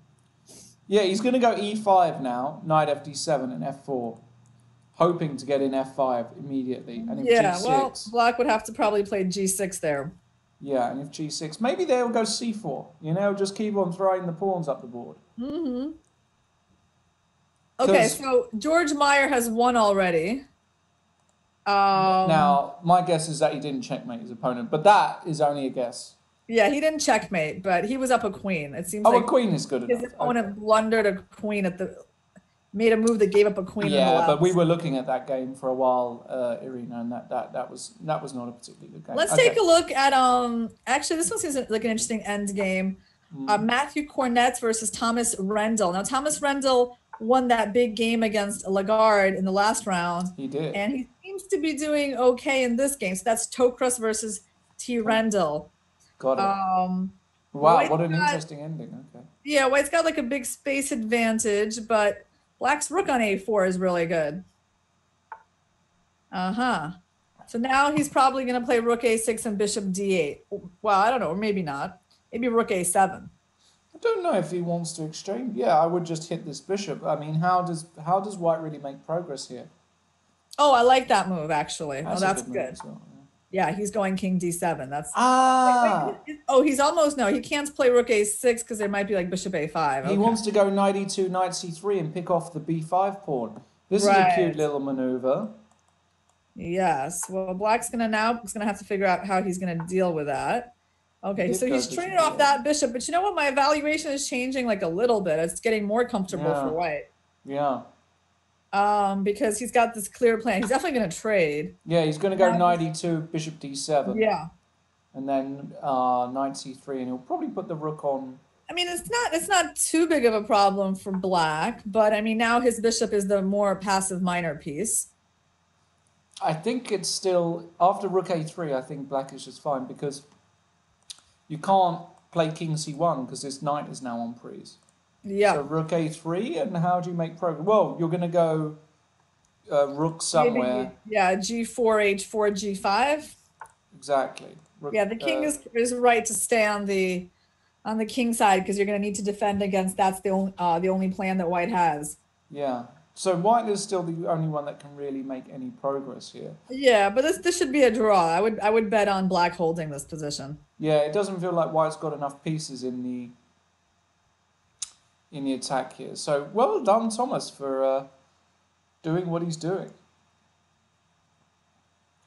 Huh. Yeah, Thomas is doing great for his team. All right, let's take a look at King Luke versus Bilodeau. They're getting to the end of their game. Oh my goodness. And it's actually getting kind of complicated. What is this? This is getting really complicated. It looks a little wild. So knight e2. Okay, so this rook is on prise. So rook to d7, and now on knight f2, there's just king g2. Yeah, and there's nothing there. It doesn't look like knight. The c1 bishop is on prise. Hold on. And then there's knight. What's going on here? Knight takes c1. Yeah, pawn takes g4. Yeah, and then let's say I take that back because it's check. Yeah, king takes g4. Knight b3, knight b3, and rook e3, right? Or rook g8 check. I didn't know which one. Picking up the g3 pawn. Oh, knight a6. What's this? And knight takes c7. Wow. Luke van Velde, if this works, now that wow, does work. He is the greatest for a reason, guys. He is the greatest for a reason. Now the e8 rook is on prise, my bishop is on prise, and the knight is on prise. It's a lot of pieces. Yeah, so I guess Black's best here is like something like knight f2 and rook e2, and hope that there's no deadly discovery. Oof, that looks really bad, though, Irina. I mean, he's got to save his knight. Yeah. Rook e2, okay. Okay. So now where's he gonna go? So yeah, Black still is kind of he's wriggling fighting here, I would say. I mean, maybe knight takes b5 and knight d4 is some idea. Knight takes b5, there's king c8. What about knight? Well, there was king f1, but there was also knight d5 check, and if king c8, rook e7. Trying to rook b2. It's all very complicated. So maybe rook b2 here. Yeah, rook b2 and knight h1. This is really hilarious, right? Because there's rook f2 and knight e2. Oh my god, these knights are going to start ganging up and creating all kinds of mating ideas. Wow, what a move! Knight h1. Wow. Alexenko. Okay, bishop e6. Wow, that doesn't feel right. Takes, check. King g3. What is this? Now we only need this knight. If this knight were just on e3, it would be mate right. Lucky for white that it can't get into the game. What a move. Is there nothing here? 18 seconds, not long for Alexenko. He's got to think of something. c5. He's had to give some space to this king. Bishop d5. Wait, bishop d5, king b6. Or king c8. Knight a8 is like almost mate. He's mate. No, bishop d5, king b6, knight a8 is mate. King a6, rook d6. Yeah, or bishop b7 even there at the end position is also bishop b7 is a nice I'll mate. put that on the board because that's very cute. Very. Okay, all right. I guess on bishop d5 there was just king c8, yeah. Yeah, bishop d5. He's attacking this knight. King c6, and what's going on? Was that good? bc5. Feels as though knight d3. Oof. Feels as though white has... I don't know. I can't work out what's going on, Irina. This is why they've brought you on. You know, you do the thinking, and I'll do the bad jokes. Okay. So bishop b3. Okay, king h2, king g2. Okay, well, at least he's getting the f4 square. Now knight f4 is coming, and those knights are suddenly... is looking good for black. Oh my god, this looks like mate. This is mate. This is mate, 100%. King f4, rook e2 is mate. It is mate. Oh, King wow. g1 only move. King g1 only move. Rook g2. 3 and rook g2, yeah. Well, rook g2 first, because then g2 here, if king f1, knight e3, knight e3 and rook e2 is mate. Or knight d3 is really cute as well. Knight d3 is a really cute mate. Well, I gotta say, you know, Alexenko did a good job with his knights. Wow, fantastic. What a beautiful checkmate. Look at those knights. Stunning. He did really well to get out of what looked like a horrible position. So well done to him. Okay, so we move on. Let's have a quick update of the scores. So the Migraines are leading the Lions 5-3. Very tight match in the Turtles versus the Puffins, 4.5, 3.5. The Stockholm Snowballs are winning. They're not. They're drawing 4-4 with the Mosquitoes. So really, really tight match. And the Blockbusters are being beaten by the London Towers as things stand. So we're about halfway through tonight's action. I hope you've been enjoying it.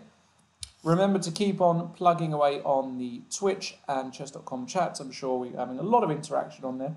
We have got about 24 games at the same time to analyse, so it's been a bit tricky to keep up with all of your messages, but thanks for being active on there. Anyway. Yeah, well, that was quite a game by Kirill Alexenko. Yeah. So he just took down their top 2 players. He did. You know, he's the board 3 for the Stockholm Stockholm Snowballs, and he's 2 out of 2 today, and it's only going to get easier from here. So he might just be going 4 out of 4. He may very well. I've enjoyed his games, you know. He's a fantastic player. What can we say? We are honoured to have players of his quality playing.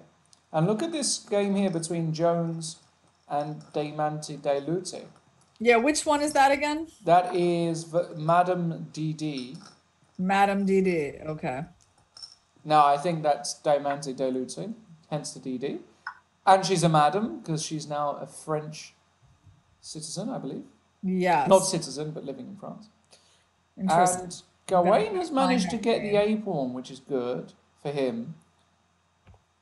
And is this a bit problematic now for Diamante? Might be. Probably should still be a draw.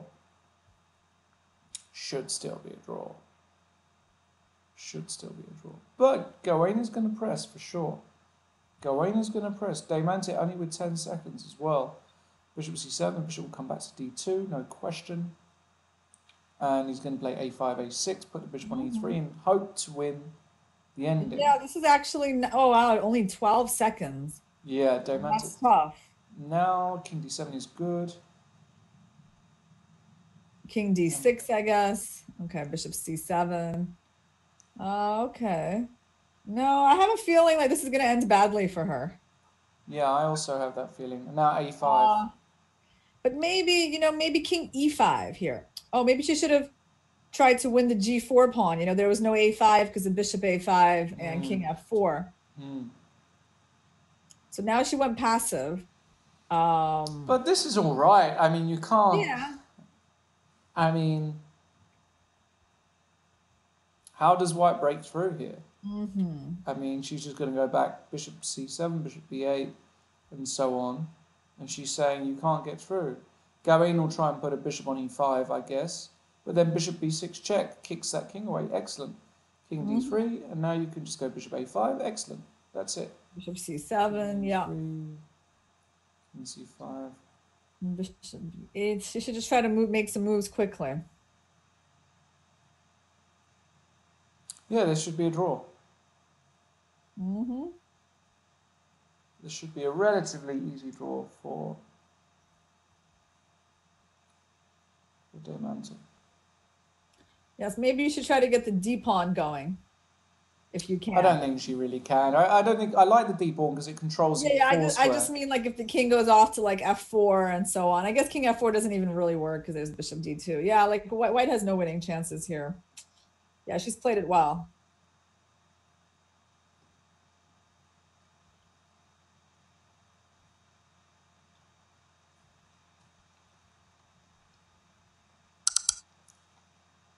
She did finally go d4. Bishop b8. Yeah, it's funny because I can't find that game. Sometimes when I'm basically just looking at it from you, but not in the live boards. It just doesn't come up for me. Haven't been able to find Gawain's games. Okay. Well, in any case, should be a draw. Let's go to another game. All right. So Gawain, Daymanta, this is a big draw for her to take half a point off Gawain. Oh, let's take a look at Gazzoli. That's Nuki versus Smooth. So Gazzoli is playing Horton. Yep. That is the meeting of the board threes for the Migraines and the London Lions. So it looks like he's got some pressure here. Yeah, White's got a nice space advantage, got this knight on b6, which can usefully jump into the game. But Horton is quite solid here somehow, because if White ever plays a move like c4, it gives up the d4 square for this knight. I guess Black's main plan is just bishop c7 and bishop d6 back, because he can't really move his queen. His king doesn't have too much place to go. But maybe he can hold on like that. What could be White's plan here? That's a good question, Irina, and one that I was going to ask you because. Well, okay. Yeah, I was kind of hoping maybe you can get a queen to somewhere like g4 to pressure g6. You know, that's going to take some preparation. It's not something that you can do anytime soon. Maybe does he want to? Yeah, he can't really trade queens comfortably. Well, I like his plan. He's bringing the king to c2. I get it. King c2. Except on king c2, there's a little tactic. Queen takes c4, yeah. Yeah, do you want to allow that? I mean, it's not... This is cute. Queen yeah, you takes probably don't...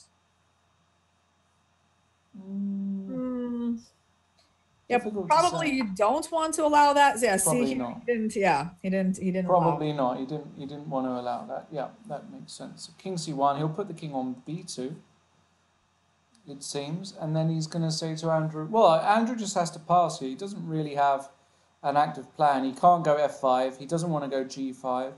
He doesn't really want to move the queen away to allow this queen to get to d7 or something like that. So it feels as though. Yeah, he's got no active plans. If I was black here, I would be passing queen e7, queen e6, for example, as Andrew looks like he's going to do. Maybe he's hinting at c5 in some positions. Oh, knight e3, setting up a nasty little knight f5 trick. Queen e6 and king b2 is going to be played. And then maybe knight d6 and then c4. So Yannick is using his experience and his, his rating advantage, let's be honest, nearly 250 points higher than Andrew Horton. Queen d8 now by Horton. I think he's not, well, yeah, he didn't have too much of a choice anymore. Maybe he had queen c4. All right, so he thinks he can do something here. I'm feeling more comfortable as black without the queens on the board. Yeah. Because White's queen was more active, more problematic, so. Yeah. All right, king f7, and I mean, all he's got to really watch out for is like a knight getting to c5. I don't think it should be that hard at this point. King d3, that knight on b5 is pretty good. White's got to think about getting this knight back. Yeah, knight f3. King e6, maybe, okay. D6. Maybe now c4. Oh no, he doesn't want to do it, he plays knight d2. King e6. I mean, black should hold this. This is a great bishop on c7, just keeping an eye of these dark squares. Ooh, oh no, something just happened. Well, remember, the knight was not supposed to get into c5. That's true. No, and it just got to c5. So now you have to play b6, right? No. Save the pawn. Yeah. There's no King other. d7? Oh, I'm sorry. King d7. Well, you'll probably have to play b6 at some point, no? I'm not sure. 7, knight c5. The thing is, though, that after knight c5, I'm going to play... I mean, you're going to put your king on c8. That's passive, yeah. He did go b6. You're right. He went for... and f3 very quickly there. So this ending can be very unpleasant if you take on e3. So... Yeah, there's even pawn endgames that can happen from this, actually. Yeah. Reminds me actually of I think that's probably a good move because white was about to go, well, yeah, white has to be a little careful with like bishop g1 stuff. Okay, that didn't happen. Yeah, he didn't play it. I thought that he would play bishop g1, but he didn't. No, Andrew just being a bit sticky here and saying, well... Yeah, h3, that's a good move. Good positional move. Get those pawns to light squares. King d7. Okay. Well, what to do? He needs to go maybe knight b2, king c4. No, it still doesn't do much. King c4 doesn't get you anywhere. What about knight b2 to a4? Yeah, that's a decent plan. Knight b2 to a4. They might go a5. Knight b2, a5. They really, black would not mind trading off that a6 weakness. Certainly wouldn't. Certainly wouldn't. So g4, I guess Andrew will take that. I don't see... that. White's probably going to take with the f pawn, you know? Oh, yeah. He's going to jump on that opportunity. You're right. Sorry, h takes g4 is a mistake. You're absolutely right. H takes g4, f takes g4. But c5. Okay, Andrew, so that's a nice little move. I mean, the idea is nice. He wants to activate that king through c6 and actually get the outside pawn on a6. Not bad, young man. But you do give away the d5 square. This is the only qualm I have with it. So so if you take king c6, knight e3, take. Ooh. Yeah, he played knight e3 immediately. I like it. I like it. Now f6 is a weakness, h5 is a weakness, and black can't target the f3 or h3 pawns in the white position. So, you know. Okay. King c6. So knight d5, bishop d8, knight d5, yeah, knight bishop d8. Chess is hard. Still looks okay, right? Chess is hard, Irina. Chess is just really hard. It is a hard game. You can't win easily nowadays. I remember seeing you for the first time, I think the first time, either in the Oakham tournaments in the 90s or seeing you at sort of... That was forever, yeah. Yeah, that was a long time. Or I think the first time I ever really met you was at Capelle Le Grand. Do you remember that French tournament? I remember that tournament. Yeah, I played there once in 2000. I think 8 years ago. Yeah, and I remember you just crushing everybody. I don't remember that.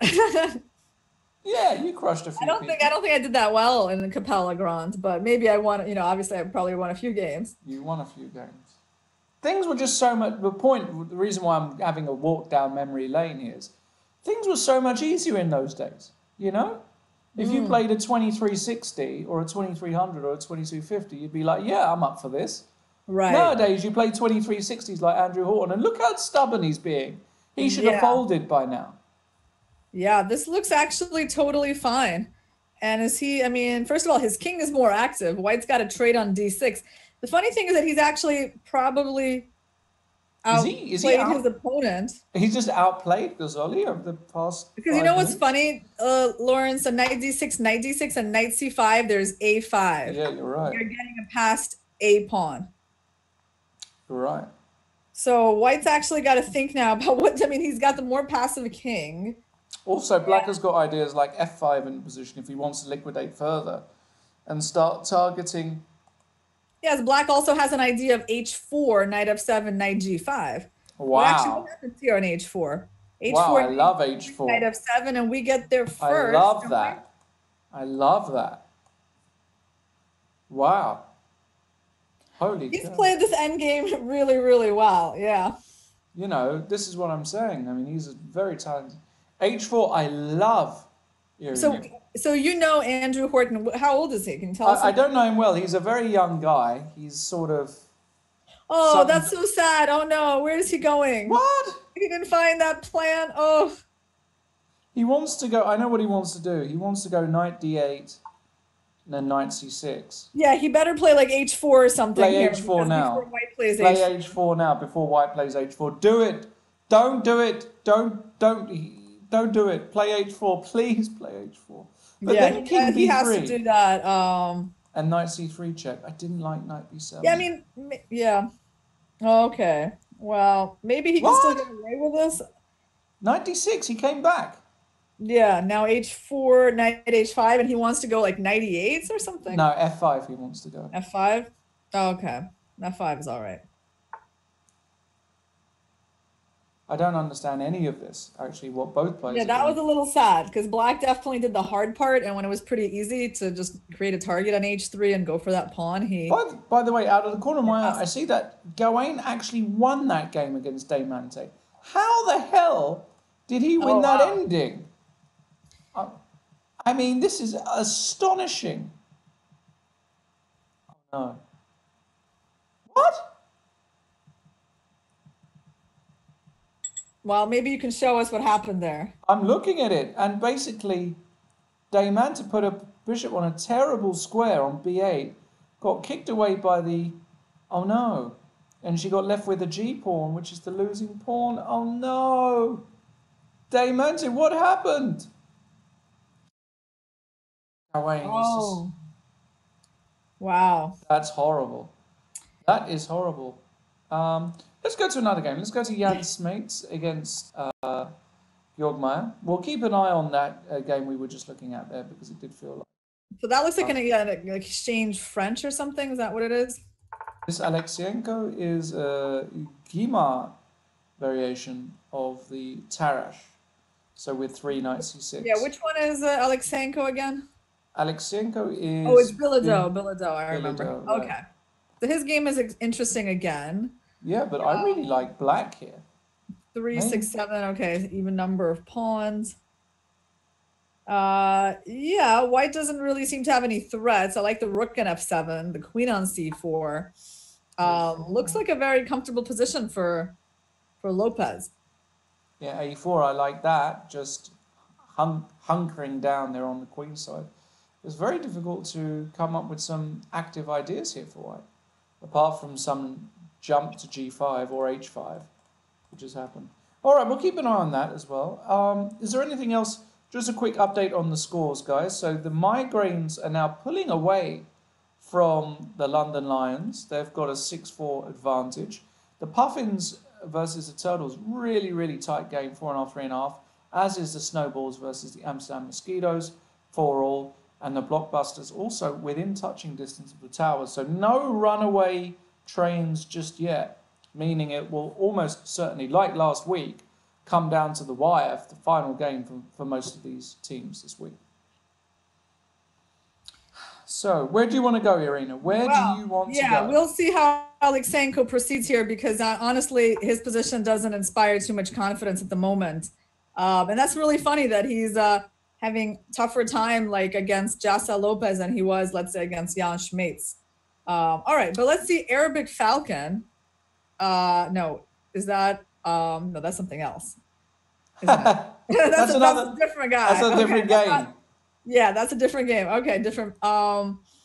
Okay, well, Christian Bauer is beating Maze, so that's not too interesting. Who do we have who's coming to a finish? Okay, let's take a look. This could be interesting. Actually, Bjorn Thorfinson looks to be doing really well against Dusko Pavasovic. That's a Splinter versus Hunin. I mean, he's up a pawn. He's got the better rook. So only some miracle would save. I'm actually kind of curious why the move e3 wasn't possible. Okay, I don't know. E3 looks like it was possible, by the way. It looked like a very good move. But I guess, you know, he's not in a hurry. He's going in with like king g4 maybe. Yeah, he wants to put the king on g2. Yeah. That's what he wants to do, which is very nice, by the way, to completely... g6 is fine. Now king g4, king h3. Come on, buddy, let's go. Stop messing around. Yeah, that must be the plan. Here we go. In we go. Yeah, such a passive rook on c1. Horrible position. Horrible position. There's nothing you can do about king h3, king g2, by the way. G5. Why? I mean, it's still good, but why? I don't get... Now King H3, come on, do... I mean... Okay, here we go. King G2. Okay, this is just over. You can resign here with white with a clear conscience, and I guess he will. Because... So that's a big win for... There we go. Puffins doing? Do we have some updates on the Well, that's results? a huge win for the Puffins. That's a huge win. Now, they should be level with the Turtles now. So it should be 4.5, 4.5. And the Puffins, let's just remember, guys, I'm going to pull up the standings here. You go through the standings. I'll be right back, Lawrence. Okay. So here are the standings, guys, from last week. After the games, I should say, from last week. And, you know, the Puffins, they had a really heartbreaking year last year. They didn't make it out of the group stages. And I know this year they are absolutely bent on putting in a real, you know, they're not favourites to get through. You know, a bunch of great teams in this league. They're not even, but they've got that team spirit.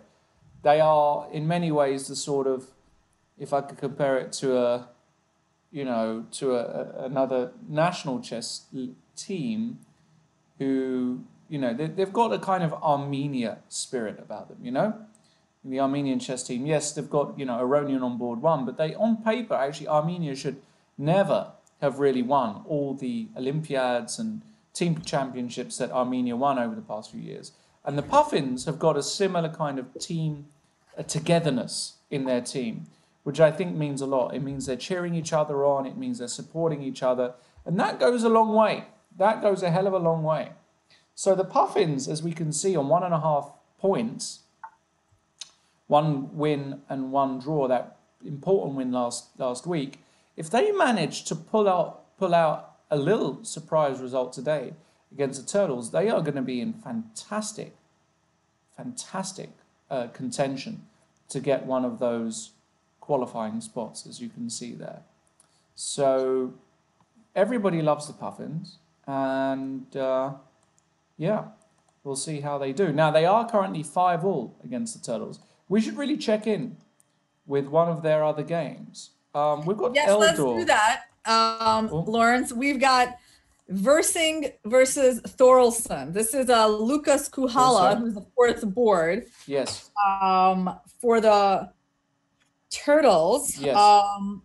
And he's actually doing quite decently, but I don't know what he's got a big decision to make now, because it does look dangerous.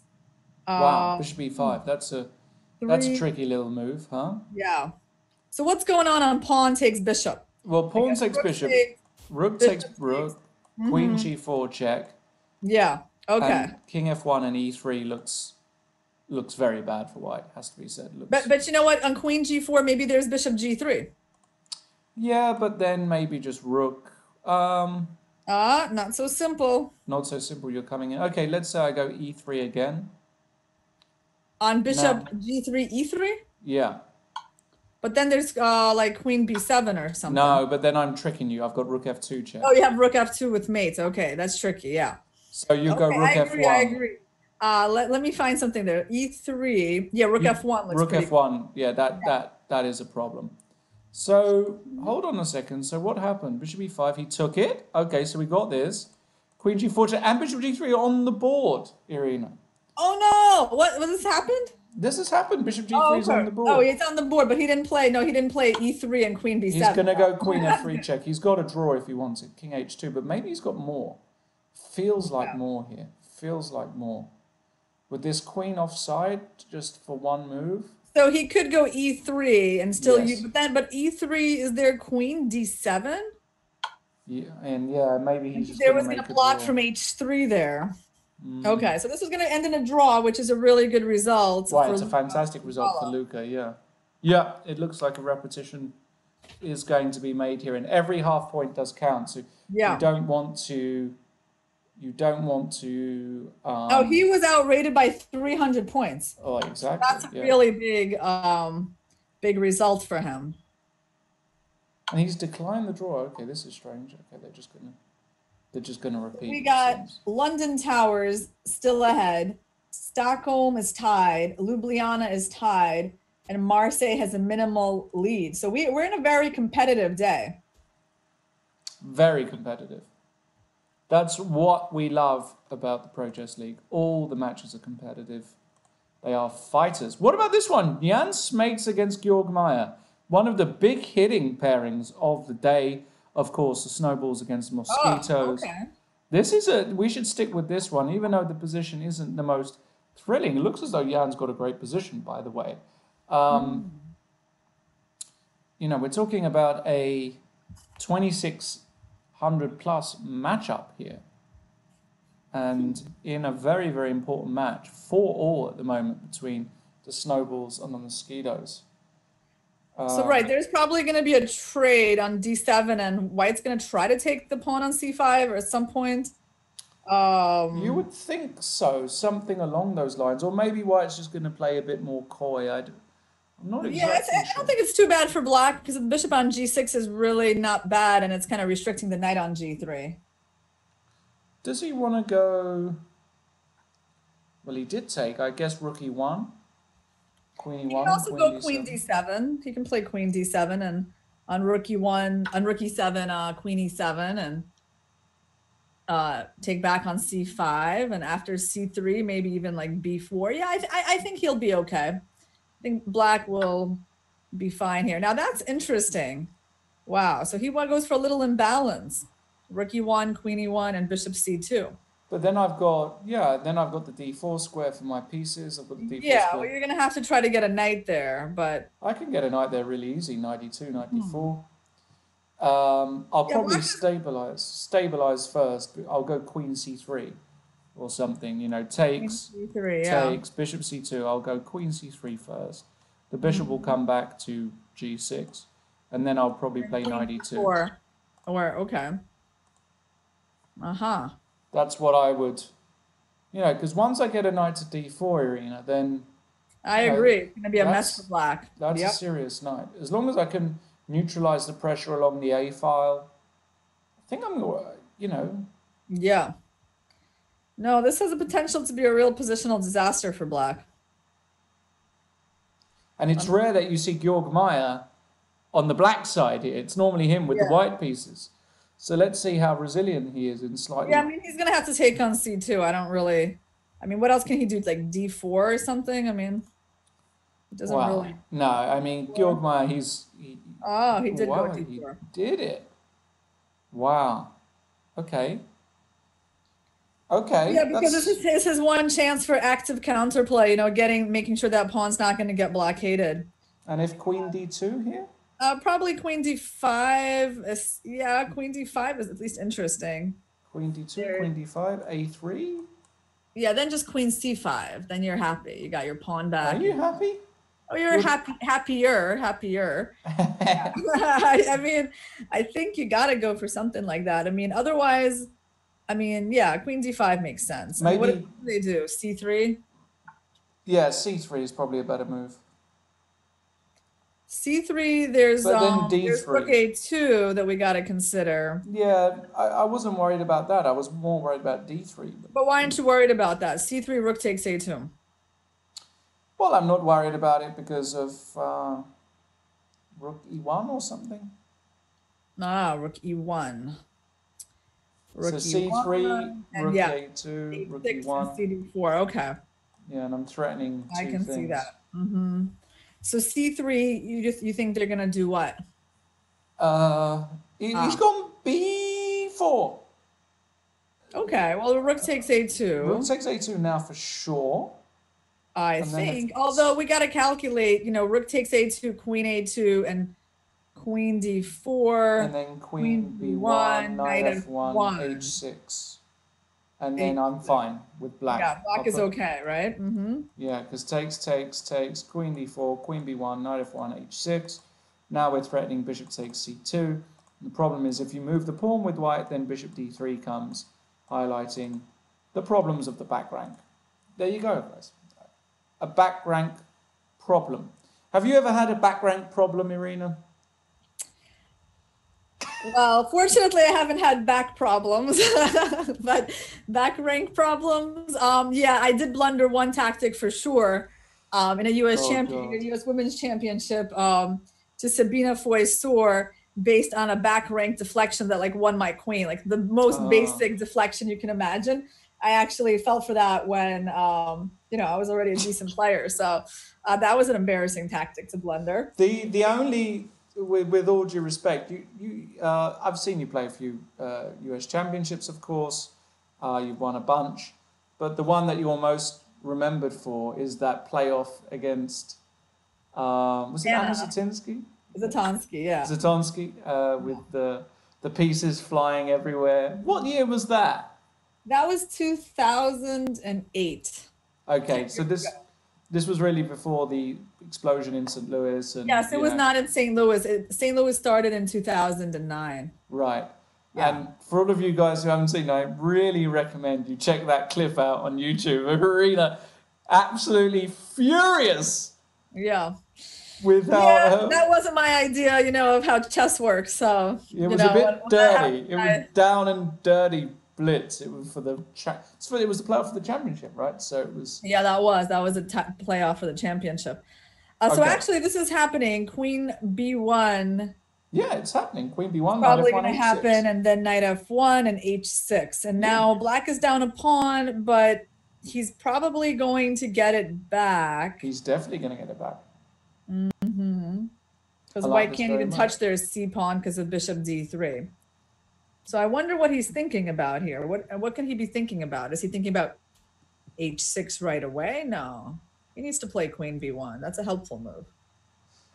We just got told, check out Gawain's 21st move. Let's go there, actually, because this is another big game. Lagarde against Gawain Jones. We're going to go to move 21. Find that because, I can never find any of Gawain's Whoa! games. What's his name? His name is Verde Notte against Ricky Kids. This is a beautiful... Oh, I found him. Okay. Look at this on move 21, Irina. Bishop G6. Eat your heart out, Mikhail Tal. Bishop G6. Whoa. Wow.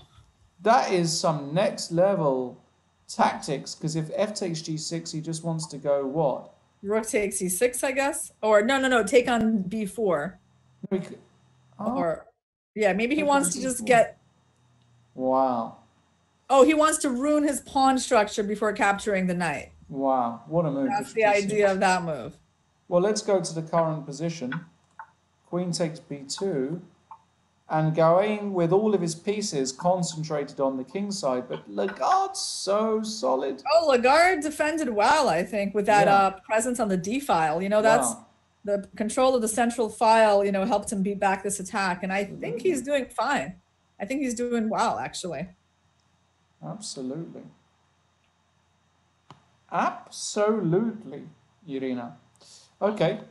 So, an H3 is a demonstration of just how well Black is doing here. You can even take on C3. Oh, no, you can't. Taking on C3 runs into Rook C1.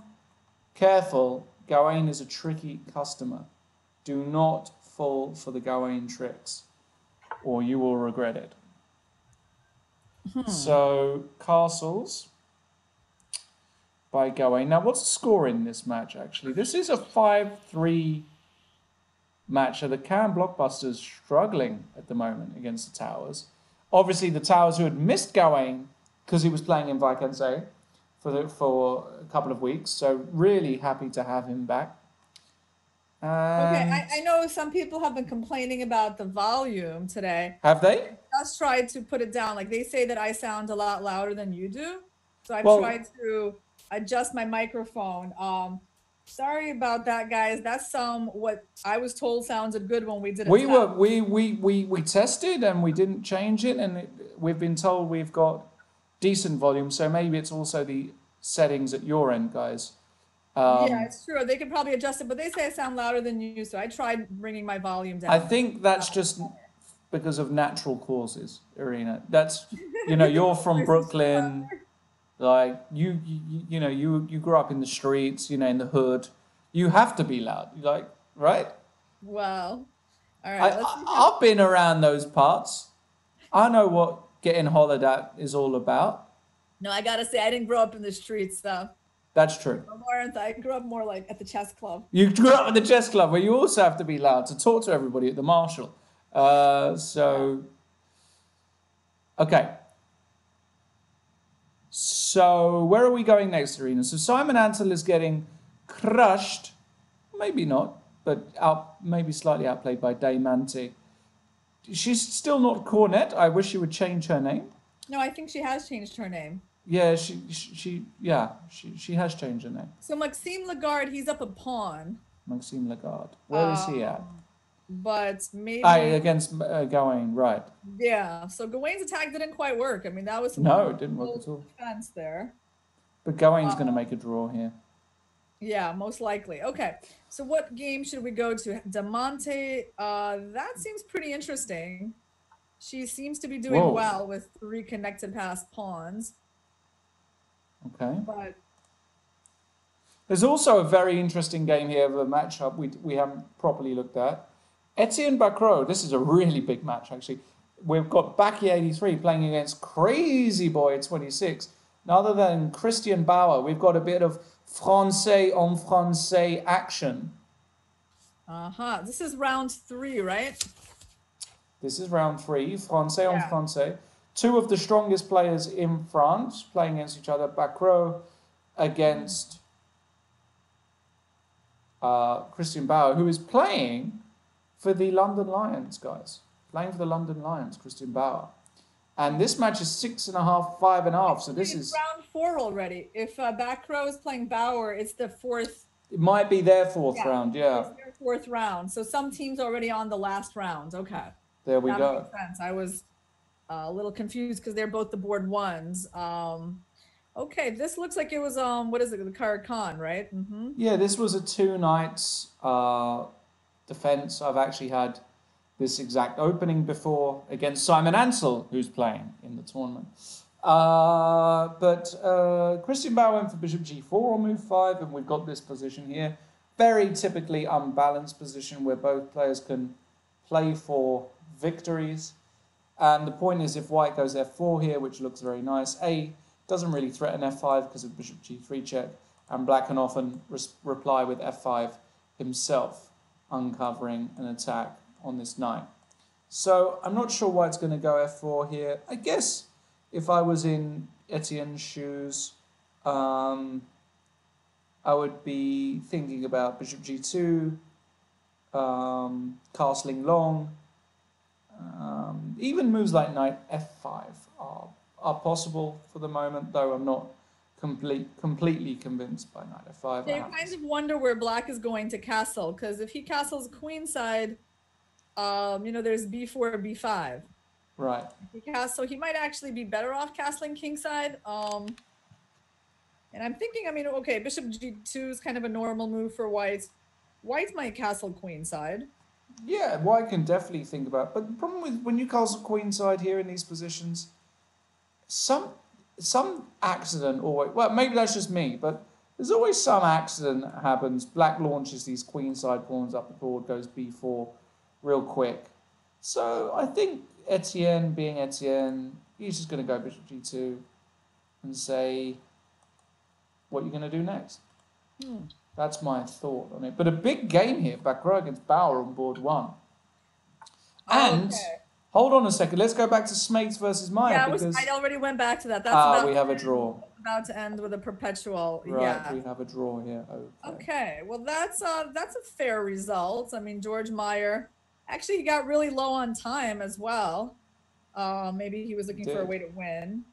All right, let's see what else we got. We got interesting position in Maze versus Daniel Fernandez.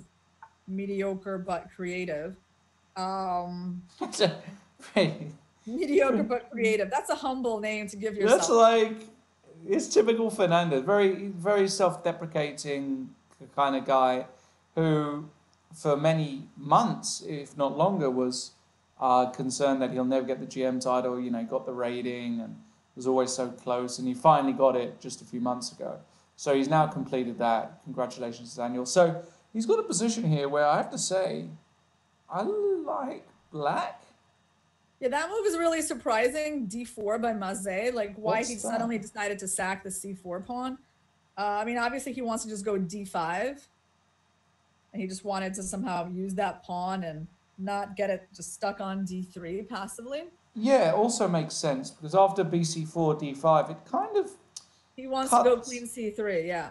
Yeah, well, maybe, but also it just cuts out the options of black ever getting a blockade himself on D5. So I actually quite like the idea by Mazur, as his French friends often call him. Unable to play the French boys, they all go to Gibraltar every year, Irina, if you remember, because uh, you've you've been there a few times, right, to Gibraltar. Did you Which go this year? I was due to go. Unfortunately, I couldn't for some personal reasons, but I was due to go. I had my plane tickets booked, my hotel booked, complete nightmare, and I had to Wow. forego that, which is a shame. Oh, that is too bad. That is too bad. And I remember you commentating there at least 2 years. Two times, yeah. Yeah, and the French boys, they all love to go, but unfortunately this year I think, well, we'll say congratulations to Mazatovic, Sebastian Mazev, on becoming a father for the second time that Oh, we wow, know I of. didn't even know he was a father for the first time. Yeah, he's just had another baby, so That's he's wonderful. had to stay at home, and not had to stay at home. He elected to stay at home because that's what responsible and loving and kind parents do. And but I know he used to love to go to Gibraltar. With the rest of the French gang, they really have a bit of a riot over there in Gib. I know they have good fun. So, but he's having fun this year, playing the Pro Chess League. And Knight H4 by Fernandez, trying to get this queen off the long diagonal. Yeah, where do you think this queen is gonna go? Could she go to like C3, or on C3 the problem is that maybe they take on G1 and take on C4. C4, yeah. Then you don't quite get to play D5 so easily. Yeah, you definitely don't get to play C5 so easily. This is what I'm saying. There's something a bit You could smelly. trade on G8 maybe and then play queen C3. And then if they take on C4, then you play D5. So you need your rook on D1 to play D5. Yeah, but then Queen G7. Oh, let's have a look. So Rook G8, Rook G8, Queen C3. What if I throw in Queen G7 there, Irina? So Rook G8, Queen C3, Queen G7. I am gunning. Yeah, I got bits flying down to G2. Maybe here Queen G.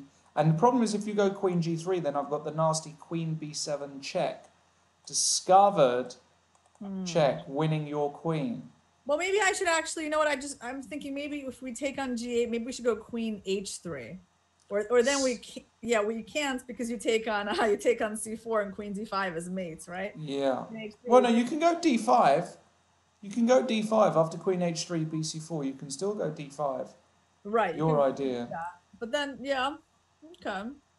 Also possible. But something still feels a bit wrong about White's position. His king. I mean, I guess you could also take on G8 and play like Queen F2 as well. Okay. He's gone Queen D5. Interesting. So he's basically admitting that this position is bad and that he wants to try and hold. I believe that's what he's admitting. Or is he? You never know with Mazur. You never know what he's thinking. And look at the scores, Irina. This is unbelievable. It's like last week, but even closer. We've got the Migraines winning 7.5, 6.5. The Puffins winning 6.5, 5.5. The Mosquitoes winning 6.5, 5.5. The Towers winning 5-4. They are all a point separated by just one victory, guys. One victory only. So Marseille Migraines, that means back row's game matters a lot.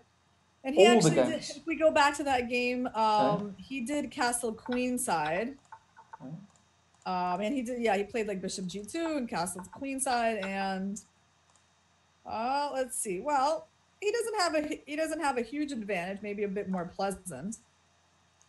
Right? So anything can happen in that game. Yeah, no, this doesn't look too bad for black at all. And Maze is also playing, so Okay, Maze's game. Yeah, we would. That's the one we were just looking at, Maze. Right. So. And we got. How about Horton? Where is he? Mr. Horton. Horton. Mr. Horton is. Has he finished? I think he might have finished. I found Justin Tan. Yeah, just in time. That he lost. He lost. He probably had a very bad day because we saw at least 3 games where he lost today. Oh my God, he got crushed in 18 moves. Holy smokes. And there's Horton, and Horton seems to have won. There we go. Horton has won. So what does that mean? That means Horton has won. Yeah. And Justin Tan has lost. That's 1-1. Yeah. So they really need Bauer and Fernandez to come out with something because they're a point behind. So they need to. They actually need to. I guess go at least 1.5 out of 2 to tie the match. Wow. Okay, so this is the Bauer game. So yeah, let's keep track of those games then. Let's stick with back row versus Bauer. Okay, so Rook H8 on the board, and what's going on here? Yeah, somehow Christian, he's a real expert in these positions, I can tell you. Queen F3. Okay. F7's hanging, maybe Rook H7. Yeah, it's a little bit of annoying pressure on that F7 pawn. Maybe we'll just go Rook DF8, followed by Rook H4 and Rook F4. Ah, White wants to go Rook E4. That's what White wants. After Rook H4, White wants Rook E4. Well, on Rook E4 and Knight C5. Well, I mean, I'm saying after Rook H4. Yeah. He wants to meet it with Rook E4. I see. Yeah. It's so unfortunate the E5 pawn doesn't let him free his knight very easily. Because this queen can also go to G3 all the time and keep the knight tied down.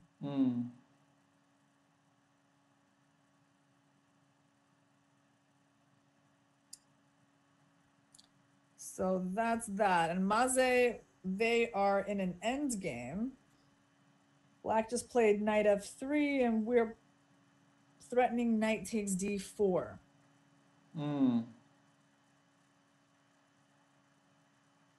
Yeah, let's go back there, actually. So, yeah, I don't see Daniel Fernandez losing this game, actually. Yeah, I mean, I guess... is he going to protect the pawn? I guess that's the big question. So he actually... I think he is. He probably will, right? I think he's going to go Rook D1. Rook D1 and King G2. Exactly. Okay, that makes sense, actually.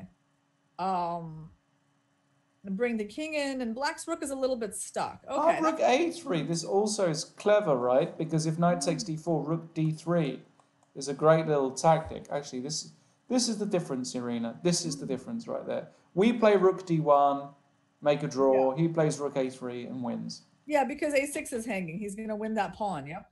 Yep. This is a very powerful move. Very, very powerful move. That's why he's 26-20, Irina. That is why he's 26-20. So knight D2, Rook A6, and he's essentially up a pawn. I guess King G7. Okay. Yeah. But I mean, Rook B5, you got to deal with that. Rook B5, I guess there's a knight F3 or something, but you're going to be kind of... Rook B6. So knight F3 is coming, or knight B3. You know what's really funny? Maybe on knight B3, he goes Rook A3, and he repeats the same trick. Yeah, he can do that. Or he can... But then you have to calculate knight C5. Okay, he didn't go. Rook B6. Wow, now you can take on D4. This is a great escape for Fernandez. Yeah, this is not bad. So bad for Fernandez, right? Why didn't he go Rook B6 immediately instead of King G2? Irina, Rook B6 on move 34? Because now if knight B3, Rook takes B5, knight takes D4, White has got the fantastic shot of Bishop F8 check. Okay. Which would win. Yeah. So King G2 looked like it wasted a really critical tempo. Yep. But Maze's got different ideas with Bishop E7 here. Yeah, but I don't think so. I don't think that's nearly as powerful. I think this is his idea because things didn't go wow with his real ideas, you know? It didn't go to plan. Yeah, because I mean, he didn't manage to win the B pawn. He gave away the D pawn, and F6 just doesn't matter that much because it's just even. And what Black's got the perfect pawns on all the light squares. The bishop can't attack them. So I don't really see this being bad for Black at all anymore. Yeah, Maze kind of He messed it played, up. Yeah. yeah, played nice, but then messed it up. So Okay. the game is probably going to be a draw, which means, I mean, that's fine. That's the thing for the Marseille migraines. Like the draw is not a bad result because I No, don't it's think not. that back row is going to lose. Well, that's if back row is going to lose. Yeah, if he loses, they tie the match. Right. I don't think it's really heading in that direction. Although, you know, to be honest, in that game, anything can still happen. I agree. Yeah, that game is still complicated, and they're still in the middle game there, and they're getting lower on time, like 4 minutes or under. Actually, Queen E3 is a really cute move, Irina, in that game. Because they can't go knight D7. Exactly, because White has got a double attack here. So actually, hold on a second. If you can't go knight D7, you can't actually protect this pawn, right? Or am I... So he's gone rook H4, precisely. But actually, maybe you don't care about the queen exchange. Okay, Yeah, because I mean, there was a doubled pawn, and maybe you go like rook F4. Exactly. You kind of plant the rook there, and you put your knight on D5, and you got a lot of activity, actually. Exactly. Maybe this is all right. I think this is what Bauer is going to do. So rook H4, Queen E5, Queen E5, rook E5 on the board. Rook F4 as predicted by Irina. Yeah, I think what's going on here is that White's extra pawn just happens to be the useless H3 pawn. Right. And the bishop is not too impressive either. So yeah, his plan is kind of simple, I guess. Just he wants to. You could even go like rook H8. Yeah, I agree. We'll go rook H8, put the rook on H5, and then play knight D7, and then chase this rook away from the 5th rank. Yep. And actually, I like Black's position. Yeah, back row has to be a little careful here. I think Black has got some real initiative. Pawn that he was thinking he was probably getting, you know? Yeah, I think back row's got some serious initiative here, actually. I'm totally honest. Yeah, now he needs to show some class to kind of hold down this slightly unpleasant position. Maybe you would start with rook E4, try and swap off some pieces. Yeah, and rook there E4, we go. There's maybe knight D5. Probably knight D5 actually. Knight D5, maybe I can go C4 or something. I'm gonna trade and play knight F4. Yeah.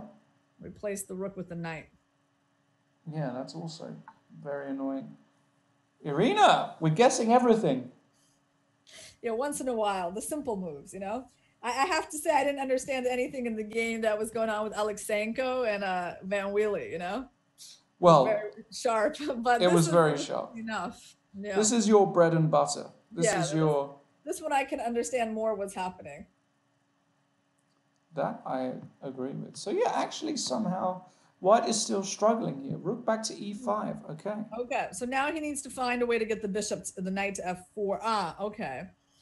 So he's desperate to trade on D5, probably. He wants to go bishop D5. Even that rook ending after CD5 isn't very nice because H3 is on prise and I'm not even sure that's any good. I mean, if I was black here, I'd be playing like knight E7 because I want to put a knight. You would really try to keep the knight, yeah? Okay. There we go. Good, good. So they are listening. They are listening. Okay. Yeah, that rook on F1 is a poor piece. Now, White has got no active plans here. Goes back to E4. Okay, he's very hopeful for that draw. But so rook takes E4, pawn takes E4 is now the point. Yeah, you don't want to take on E4. Yeah, I don't do that. I and would then, by the way, they can go F4. Oh, yeah, then they actually improve the rook. So you got no right to do that. Yeah, I'm sorry. Rook H4 is what I would play here. I don't particularly want to give up a pair of rooks, but at least I'm keeping one of his rooks passive. And, you know, I can play knight f5, knight h4. He's gone back. No. No, don't worry. He's not going to repeat. He's not No. Why is he not going to repeat? Because he knows that his team's going to lose. No, he doesn't know. He doesn't know that his team is going to lose? He doesn't know. He better do something else.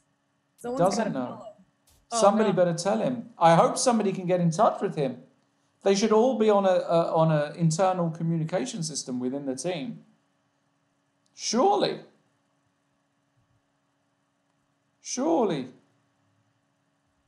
All right. Well, so you were saying rook hh4, right? That was your idea. Yeah, I would play rook hh4 here. It's a draw. That's terrible. I cannot believe that's just happened. Well, hold on. The results are final, right? Is there still one more game to go? Okay, yeah, there is. It's Maze. Okay, let's take a look. Maybe something has happened there. Well, okay. Well, maybe he's counting on Fernandez to win. Wow. I mean, that's asking a lot against, I would be playing rook hh4 there. No question at all. Yeah. How that didn't happen. I mean,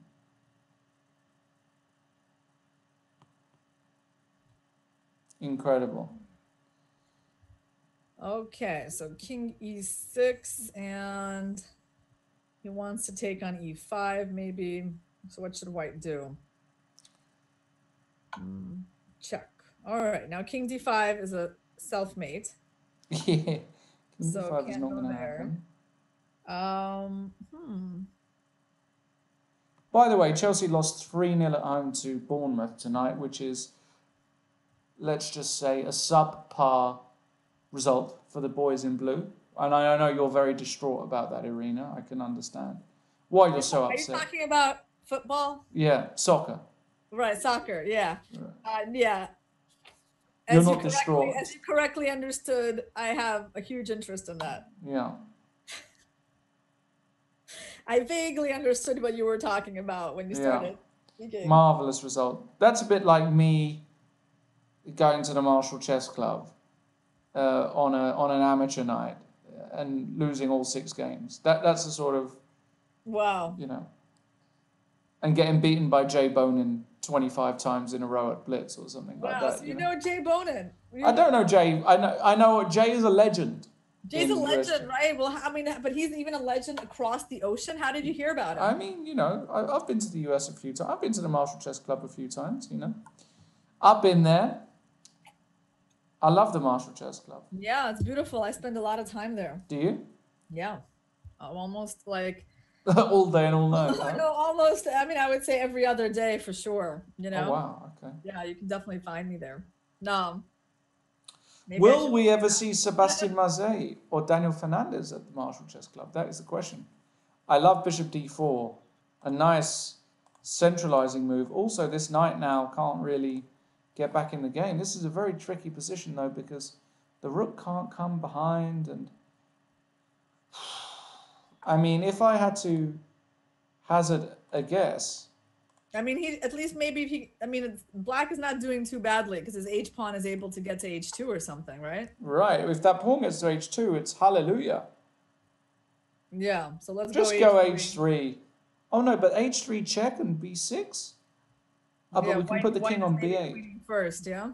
No, but we can put the king on b8. But then bishop c5. Wow, this is extremely close. 50 seconds for Daniel Fernandez. Key game, guys, in the matchup. This one will decide the match. A win for black, and the Lions save a draw. Anything else, and the Migraines win. So check. King. Now, where's he going to put the king? King b8, b6. B8 looks fine. King b8, b6. Yeah, you might as well stay in front of the pawn. But then bishop c5, and you get hit with a check. So b6. b6, h2, bishop c5. 5, exactly. Is that the end? That's the end. That is the end. Check! What? What the hell is... Ah, well, that's securing... that. Basically, yeah, he wants to go He wants to make a draw, yeah. Well, you have to take it. That's very smart. That's actually a smart decision, right? Yes.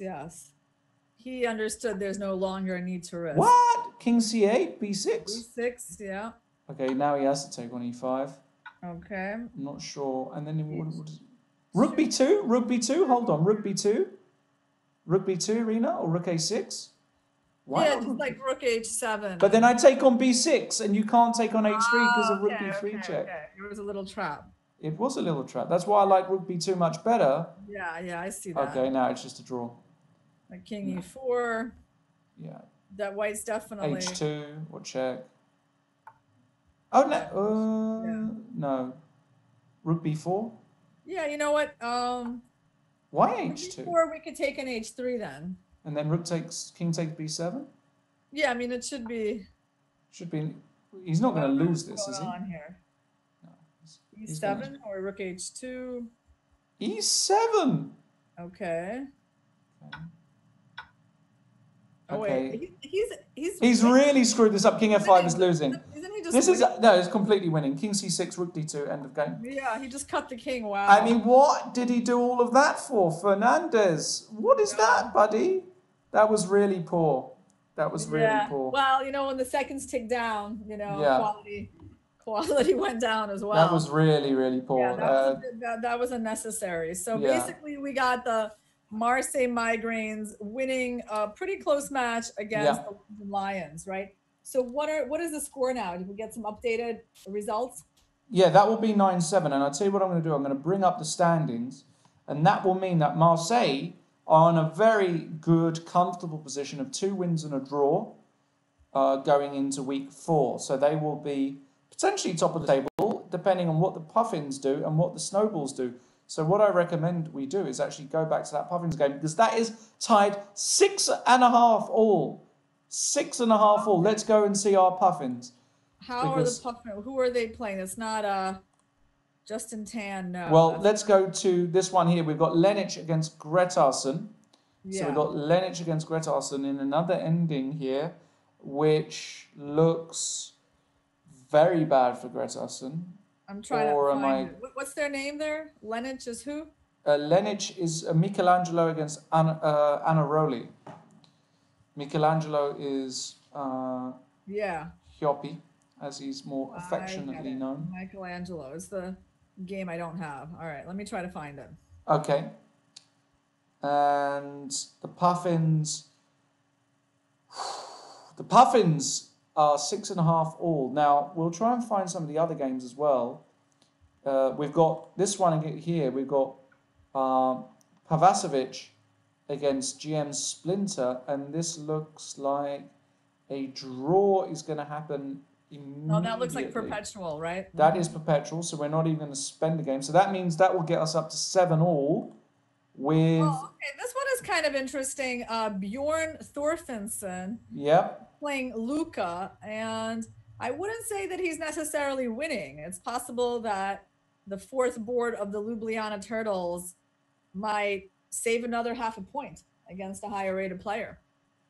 I can't find that game, I have to say. That's Hunnen versus Versing. Got it. Yeah, you see it? Got it. Yeah. Wow, I mean, okay. Bishop versus Queen. Wow. And we've got one of those positions which you have to work out whether this is a fortress or not. So this is a huge game for the Puffins. If Bjorn Thorfinson manages to win this, they take the lead with a draw already happening on the other board. So this would secure them at least a draw in the match. So the question is, how is Bjorn Thorfinson going to win this position? King h3, okay. Yeah, it seems very hard. Whoa! Oh, you can't go bishop e6 check because of f5, right. That would have been really embarrassing otherwise. Oh, yeah. So bishop e6 can be met by f5, because if king h4, rook g4 check, king h5, and here probably there's a million ways to win, but, well, maybe there's not. Curious, even this position isn't winning, is it? Interesting. Yeah, okay. Good move. I mean, obviously, if you could get that pawn to b6, that would be helpful. B4 played, okay. So now the question is, how can black create problems? Rook f6, okay.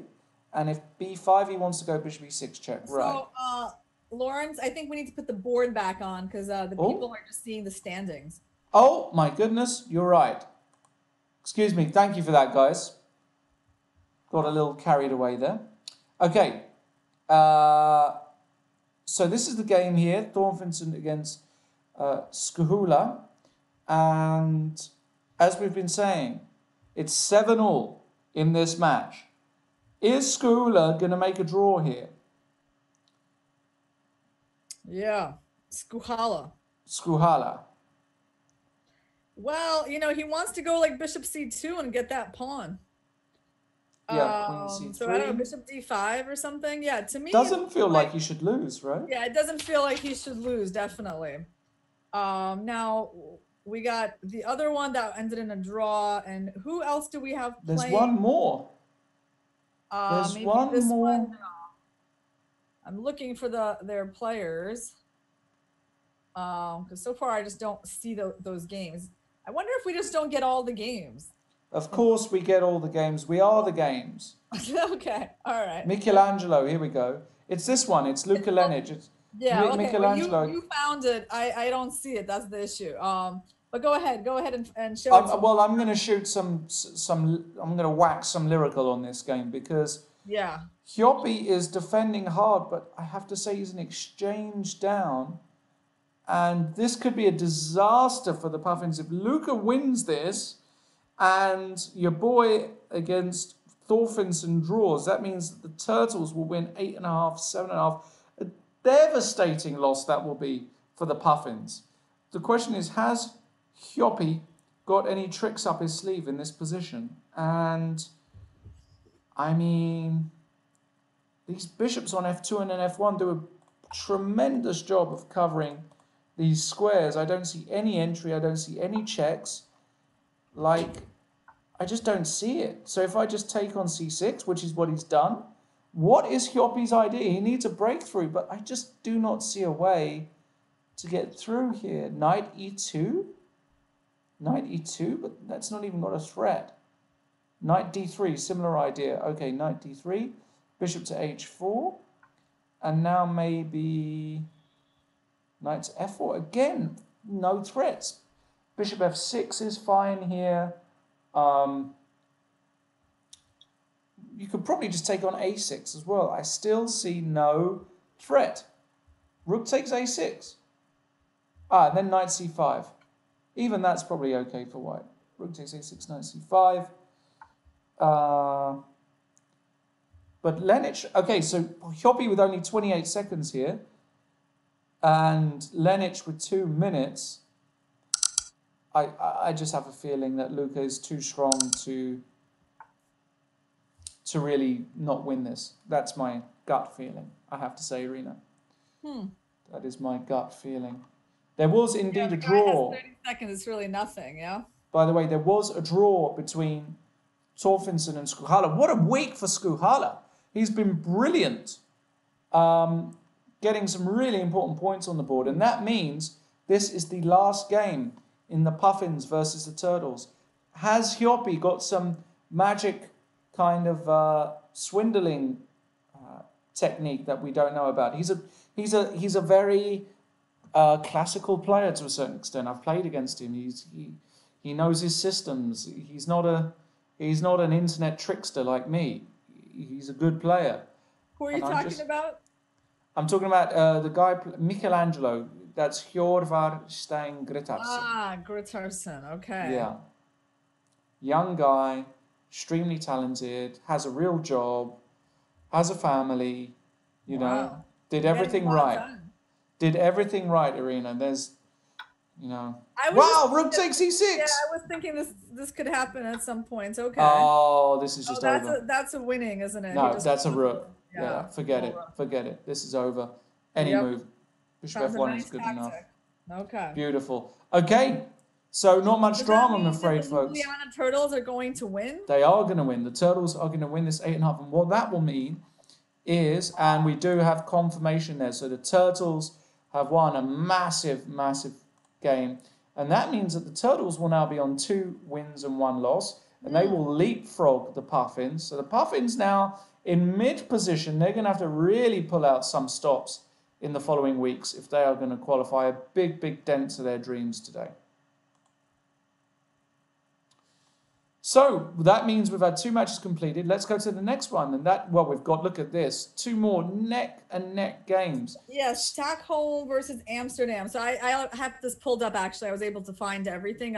Agres versus Schmates. Agres has a big time advantage on the clock, but I can't really say his position is much better. It seems kind of like an even looking end game, but there's a really big time advantage. So that gives him the edge. And King Luke is playing George Meyer, or Hjorg Meyer. Is that, I think I've been explained. Georg Meyer. Georg Meyer. There you go. All right. Yeah, and we could go back to that game because that's a big matchup as well. Yeah, Meyer let's against. take a look. Yeah. And in this game, he's actually down on time, and he's got really strong pawn on d6. Yeah, but I kind of like black. I like black. black. Black has this move knight h4, okay, coming, but he stopped it. He did stop it. So if white, the thing is that if white's able to just play the move queen d3 or something, or maybe queen c2, centralize the queen a bit. You know, black's queen is a little bit offside. You notice that? I got to tell you something really funny, Lawrence, that after queen c2, rook a3 might be an unpleasant surprise. And it's quite a beautiful little rook lift. You know, because queen c2 on one hand, you're like looking at the king side, right? The f5 pawn. And on the other hand, you're threatening rook a3, trapping that queen. But the queen can come back to b6. Yeah, but after, I don't know, knight c7, you pick up the exchange. True. Yeah, so but that is a nasty little... Yeah, that's a big trick here. I mean, queen c2. I mean, yeah, there's other things going on. I guess, I don't know, knight c7 and maybe going to like e6 or... Okay, king h8. Well, I don't know. I like queen c2. It's kind of simple.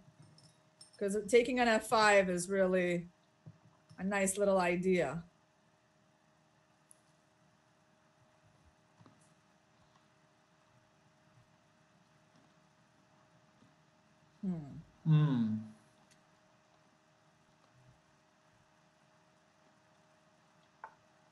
Wow.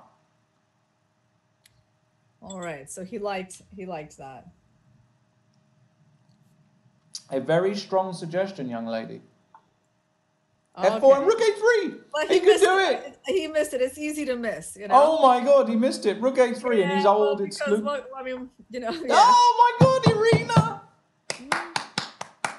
Yeah, I think this was a nice. That's an applause moment. You know. That is an applause moment. Wow. That's brilliant, Irina. Even I, a swindling wizard, missed that one, I have to say. Queen b6, knight c7. And he did take on d6, so he sacked the exchange, but now b7 is hanging. And this is huge for white. Yeah, this probably rook takes b7 here. Rook b7. This is huge. I would go as far as to say this is huge with a, you know, this is a huge and, you know, I position. got to tell you that rook 8 takes a7 is coming, and that's the real, you know, finishing touch on this position. Yeah, no, this is gross. No, this is gone. So this is going to be a win for Jorg. That's a huge win because they are down a point. Oh, they're down a point, so they need those. That's a huge win for Jorg Meyer. So let's see how Jan Schmates is holding up. Let's go He's got there. like 5 seconds or 15 seconds or something. Oh my God! But he's doing. You know, he's doing all right, no? Yeah, I mean he's been down on time in pretty much all of his games, if you noticed. He's a very strong blitz player, is Jan. Yeah. I've had the pleasure of being crushed by him on many occasions at blitz. So gh5, rook h7 played immediately. Okay. Now I guess he'll go f4 if I had to stab. Okay, rook c8. He wants to go rook e8. b7 pawn, maybe rook b8 or something. Well, no, hold on. There's knight he c3 check. Oh, I'm sorry. Yeah, I should pay attention to those forks. Actually, Yeah. I don't like white's position that much, but maybe Rook it's e8. okay. Rook e8, knight d5. No Knight question. d5, right? Okay. Yeah, look at these knights. You know, just Yeah. chilling out in the middle of the board.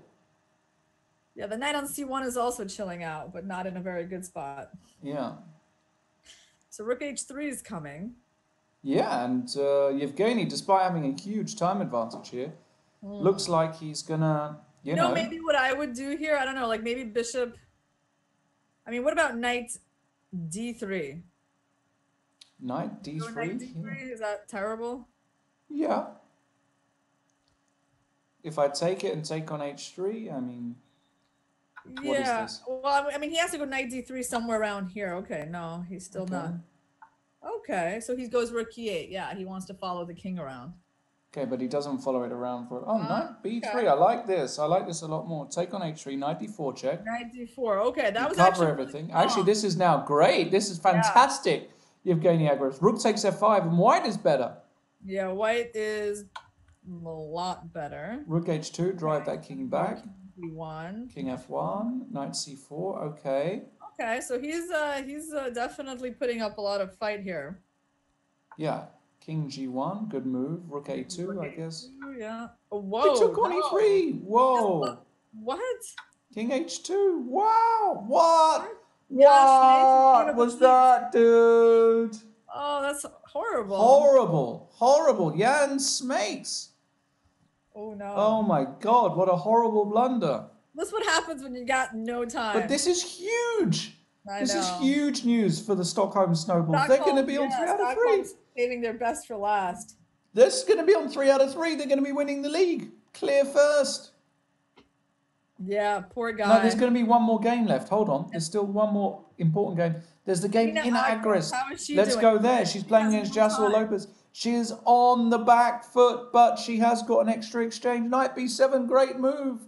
Rook b8, knight takes a5. Wow, Bishop she's e8. not doing well either, and she's got no time. No, Bishop e8. So they're probably going to win that game, and the only one that's left is, what's the only other one? No, this will be the last game. It's this and the game that we're looking at with Georg Meyer. So the likelihood is that this is going to end in a draw. How did the third game finish? There were only 2.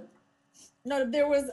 I mean, my question is, how did the game between Alexenko and Miguel? That's, you see, are they done already? Miguel Admiral? Yeah, Miguel. Kirill Alexenko. Kirill won. Kirill won. Yeah. So he had a huge score today. Yeah, I think he got 4 out of 4 actually. Wow, good. We'll double check that. Maybe you can check that. We'll check that after the game. If Kirill got 4 out of 4, but I think he did. See, yeah.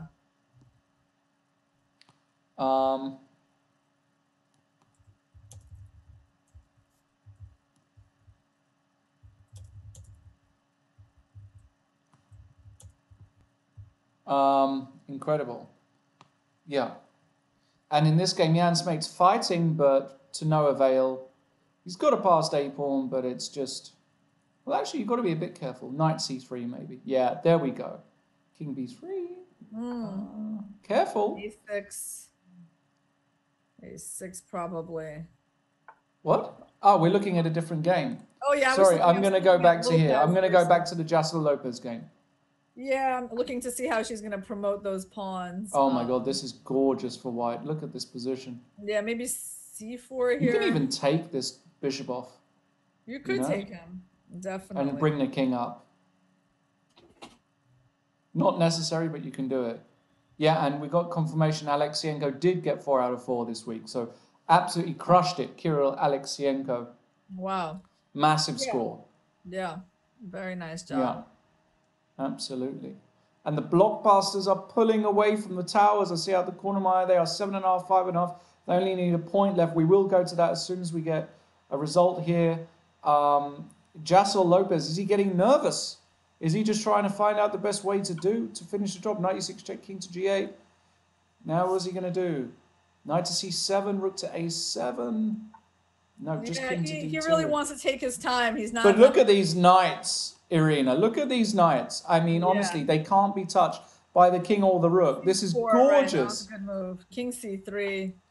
c5, good try, but knight takes c5 is.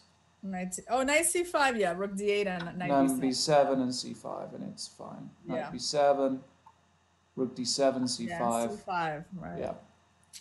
Or a6. Yeah. c5. Yeah, these pawns and these knights are a nightmare. Ooh, let's take a look back Tina. to Georg Meyer. Wait, what's going on there? Yeah, he's totally winning. Okay. Yeah, Georg is completely winning. Yeah, he's we not already gonna, saw that He's one. going to go rook a7 and rook a8, and he's going to win really quickly here. Oh, wait, what's going on? Hold on. If Evgeny Agrest, I don't know if he's winning anymore. What? Yeah, What? He got one of these knight pawn endings? Yeah, it says the knight versus the a pawn. You know, offering a lot of drawing chances, and I think like king c2 or something. Yeah, I don't King think e4? he's gonna. King e4, king c3, or something like that. Hold on a second, but is this a relevant game? Maybe. This is a relevant game. Oh yeah, this is really important. This is for the win. It is a win for Evgeny, but oh my God! If he doesn't win this will be shocking. How he didn't win this position, a whole piece up. Oh my God! He was a whole piece up, Irina. Look. I mean, look. He was a piece up. Yeah. He let this king in. Why? I think I read somewhere that Hikaru, after he won a really long game against Gunina in Gibraltar, he was asked after the game, like, I don't know, something about the game, and he said that he learned that the rooks were really terrible pieces. You're right. You know, because it took him forever to win with the two rooks against the queen. So maybe Evgeny is gonna just, you know, conclude that the knight is a terrible piece. Yeah, because the problem is if you go king c4, then king d2 is the problem now. Oh wow. And they did draw. That is a draw. That's unbelievable stuff. That is unbelievable that he didn't win that position, in my opinion. There's just one game left, but Stockholm is still gonna win, right? Or not? Or who? No, Stockholm might lose. I think that's a draw. It's 8-all. It 8-all. Okay, now it's 8-all. Lost. Okay, they already counted that, and that was the last result. Okay, 8-8. Yeah. Okay. Incredible. So Stockholm was very close today. I mean, but to not win this ending is really, really bad for Yevgeny. So Stockholm really close. They're still going to be doing well in the league, but what a let-off for the Mosquitoes who managed to salvage that match. And the Blockbusters have beaten the Towers as well. It's all come to a head. It's all over, I believe. No, wait, there are still 2 games. There are still 2 games in the Towers match. Okay, we've got Simon Ansel. Rendell, right, is playing Daulite. Yeah, we got T. Rendell against Diamante. And that's a pretty interesting position where Black's king looks a little suspicious. I think Thomas Rendell is having a really good day today. Yeah. Knight h6. Wow. That's a Rendell move if I ever saw one. Yeah, he wants to play Knight h5 next. That is a Rendell-esque move, I have to say. Yeah, I mean, what's Black going to do? Like rook f8 or something? h4. At least she can relax because she knows that the team has won. But every match point counts, you know? When we get to those final weeks and you're on the same points as another team, you've got to have your match points. h4! Knight e4. Wow. Now knight g5 check is a threat in some positions. What's going on here? What is going on here, Irina? Yeah, knight g5, you'll have to go like king g7. Yeah, it doesn't look that bad, actually. And then maybe like trade on e6 or something. I don't know. I thought maybe knight h5 could be better than knight e4. But knight e4 looks attractive. Does look attractive. And Diamante with only about a minute left. Let's quickly go over to the only other remaining game. Of course, who else but my boy Simon Ansel getting routinely outplayed, as we are so accustomed to seeing him do. Well, he has a large time advantage here, and his position looks pretty decent. You said he's getting routinely outplayed? I'm just pulling his leg. I just like to wind him up. Yeah. Maybe his position is decent. E6 or something. I don't know. Yeah, well, right now this h6 pawn is hanging king g7, and then maybe, I don't know, rook e6? No. Well, rook e6 is possible. Yeah. Most likely this game will peter out into a draw. I'm not sure, because this a pawn, as soon as this guy gets rolling down the board, I'm not sure how drawish this is. to be totally honest. You think black could get some chances here? I think probably white is better, but I would say that it's probably not as clear as it looks at all. Yeah. Okay, let's go back to the Daemante game. Let's see if we've got any action here. Daemante. Okay. Daemante. Here we go. Where is she? Find her. Oh, there we go. Madame DD. Okay. So her position doesn't look as bad anymore. Her king got to normal square. She traded off one of those. Oh, but she's down in exchange. Oh, she is. Yeah. In order to get that normal looking position, she yeah, did but she's got a great bishop on d5. Yeah. You know, in fairness. She has only got 34 seconds, though. She needs to... And there's a funny move like h3 with the idea knight h3, bishop g2. Wow. Or knight h3, queen g4. Yep. Whoa, she did it! That pawn. That's a feline sort of thing going on there, right? That's a... You know, you guys, you're so... I mean... I remember playing Gunina at Blitz and just getting wiped out. It's just wiped out. And I remember playing Lachno at Blitz getting wiped out. Yeah, well, those are good Blitz players. You know, you didn't choose the worst ones to play, you know? No, probably not. I mean, they specialize in Blitz. Like, that's their thing, you know? Yeah. Yeah. Always been But they're extremely resourceful. Extremely Yeah. resourceful. And Daemante is definitely one of them. Extremely resourceful. Knight h3, she wants to go queen g4 or knight h4. There we go, queen g4. f3 takes. What? What, and now... Right. Queen f2. Queen f2, knight h4. Knight h4. Yeah, you don't want to wait around for knight h4 to come. Yeah, as soon as you have to go g3, it's gulp, because you just retreat that bishop. So queen f2, knight h4. The point is, if you go g3, then the bishop just retreats anywhere, back to d5, and then this knight is landing. Oh, hold on, g3 I can take on f3. Yes, on h3. So it's actually starting to get kind of... Very complicated. Dangerous for white. Yeah. Thomas has to play a bit accurately here. I would go king h2, most likely, here, with white. Yeah, so what's going on here? And then you can go knight h4 anyway. Because if g takes f3, knight takes f3, check, king h1, and queen takes h3 is mate. So king h2, knight h4 anyway. And then maybe you have to stodge it up with rook g1 or some weird stuff. Maybe actually white's got, yeah, king h2, knight h4, rook g1. And then what's going on? Bishop takes g2. Rook g2, knight f3, check. No, say it ain't so.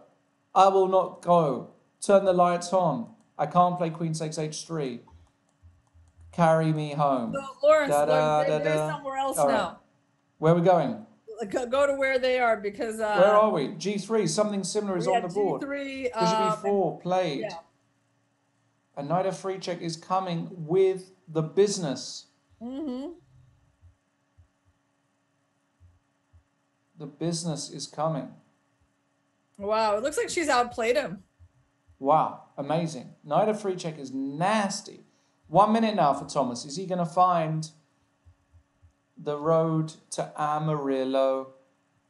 I don't know how you are with your folk songs, your country and western, but maybe rook d1. I mean, I don't know what rook c1. Yeah, he's hoping to drop the exchange. Rook c7.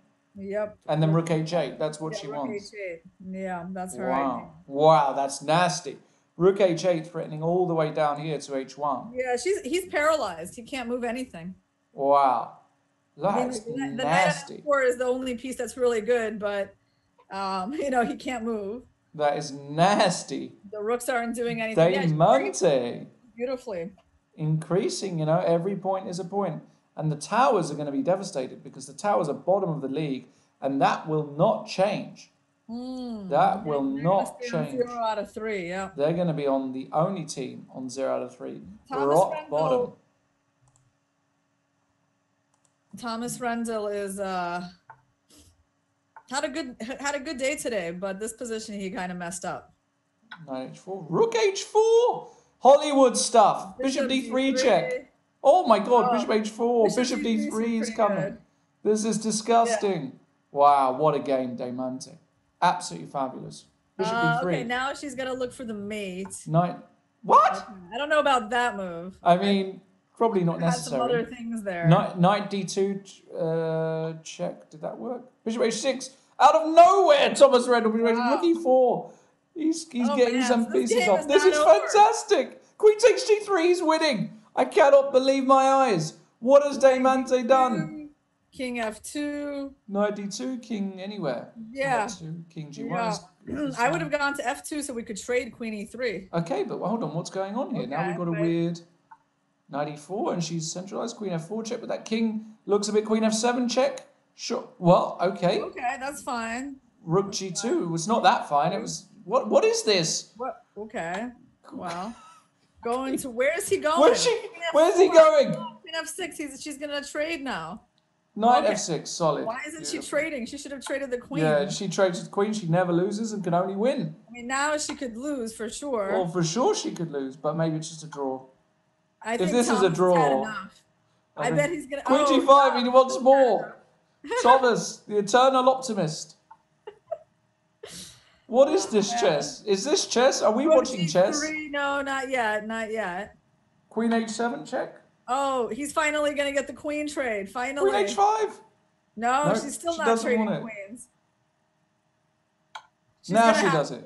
Yeah. All right. Okay, and this should probably be a draw. Well, yeah. With the active rook, rook D7. Yeah, it should be a draw. Well, I don't know. Well, I think he could have. King G7 was a stupid move. Knight F6 he should have played, but hey ho. No, I'm not sure he does make a draw here. Oh yeah, he has to attack the A2 pawn. He should make a draw. He should make a draw. Knight B4, something. Knight C3. B5. Okay, that's a terrible move. Rook D6. What is going on? Rook D6. What are these guys doing? Yeah, Rook I think D6. they're tired now. They are tired. It's They're all right. tired. We forgive yeah, them. King maybe E4. F5. F5, yeah. Diamante getting optimistic. 4. No. King All right. 4. F4 yeah, I don't was know terrible. Why she played King E5. It's all terrible, guys, but it doesn't matter. Because... I think they'd play a little better if there was more at stake for them. Yeah, I don't know what's going on. They're dropping pawns. What is it? Now the knight strap. Rook D3, the knight strap. D3, yeah, but there's no, C4. There's C4. Yeah. Rook B3 check wins the knight. Oh my gracious. Oh, this is just terrible. What a disgust. All right. Oh my god. No, I think she just got okay. I don't know. She was probably very upset that I mean, let's just go back, guys. This is the position that Diamante had 20 moves ago, all right?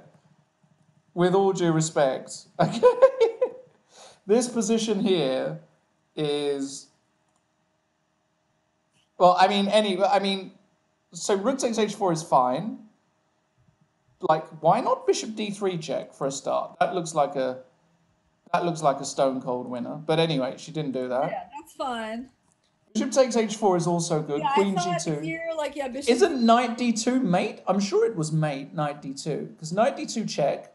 If you take with the queen, then I go queen f3 check.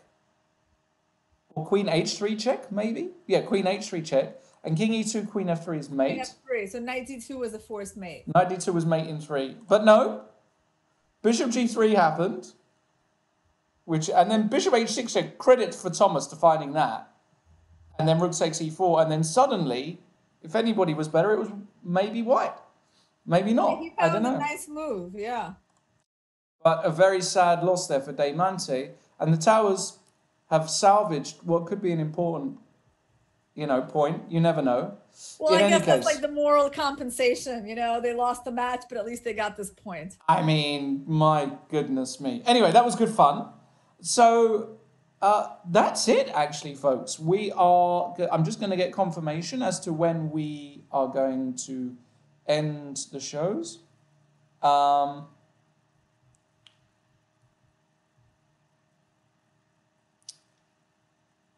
Okay. And so it's been an interesting week, Irina. So the Snowballs are still top of the league. The Turtles have increased their shot after beating the Puffins. A disappointing result for the Puffins. Well, just to clarify, the Snowballs are now tied with the Migraines, aren't they? The Snowballs are tied with the Migraines, indeed. Yeah, they got 2.5 points out of 3. Mm-hmm. Let's get this up here. So we've got, these are the standings before. We will get an updated standings next week. So Snowball's on 2.5. Migraines on 2.5. Migraines on 2.5. Turtles 1. Turtles on 2. The Blockbusters also on 2. So it goes Snowballs, Migraines, Turtles, Blockbusters. Then we have the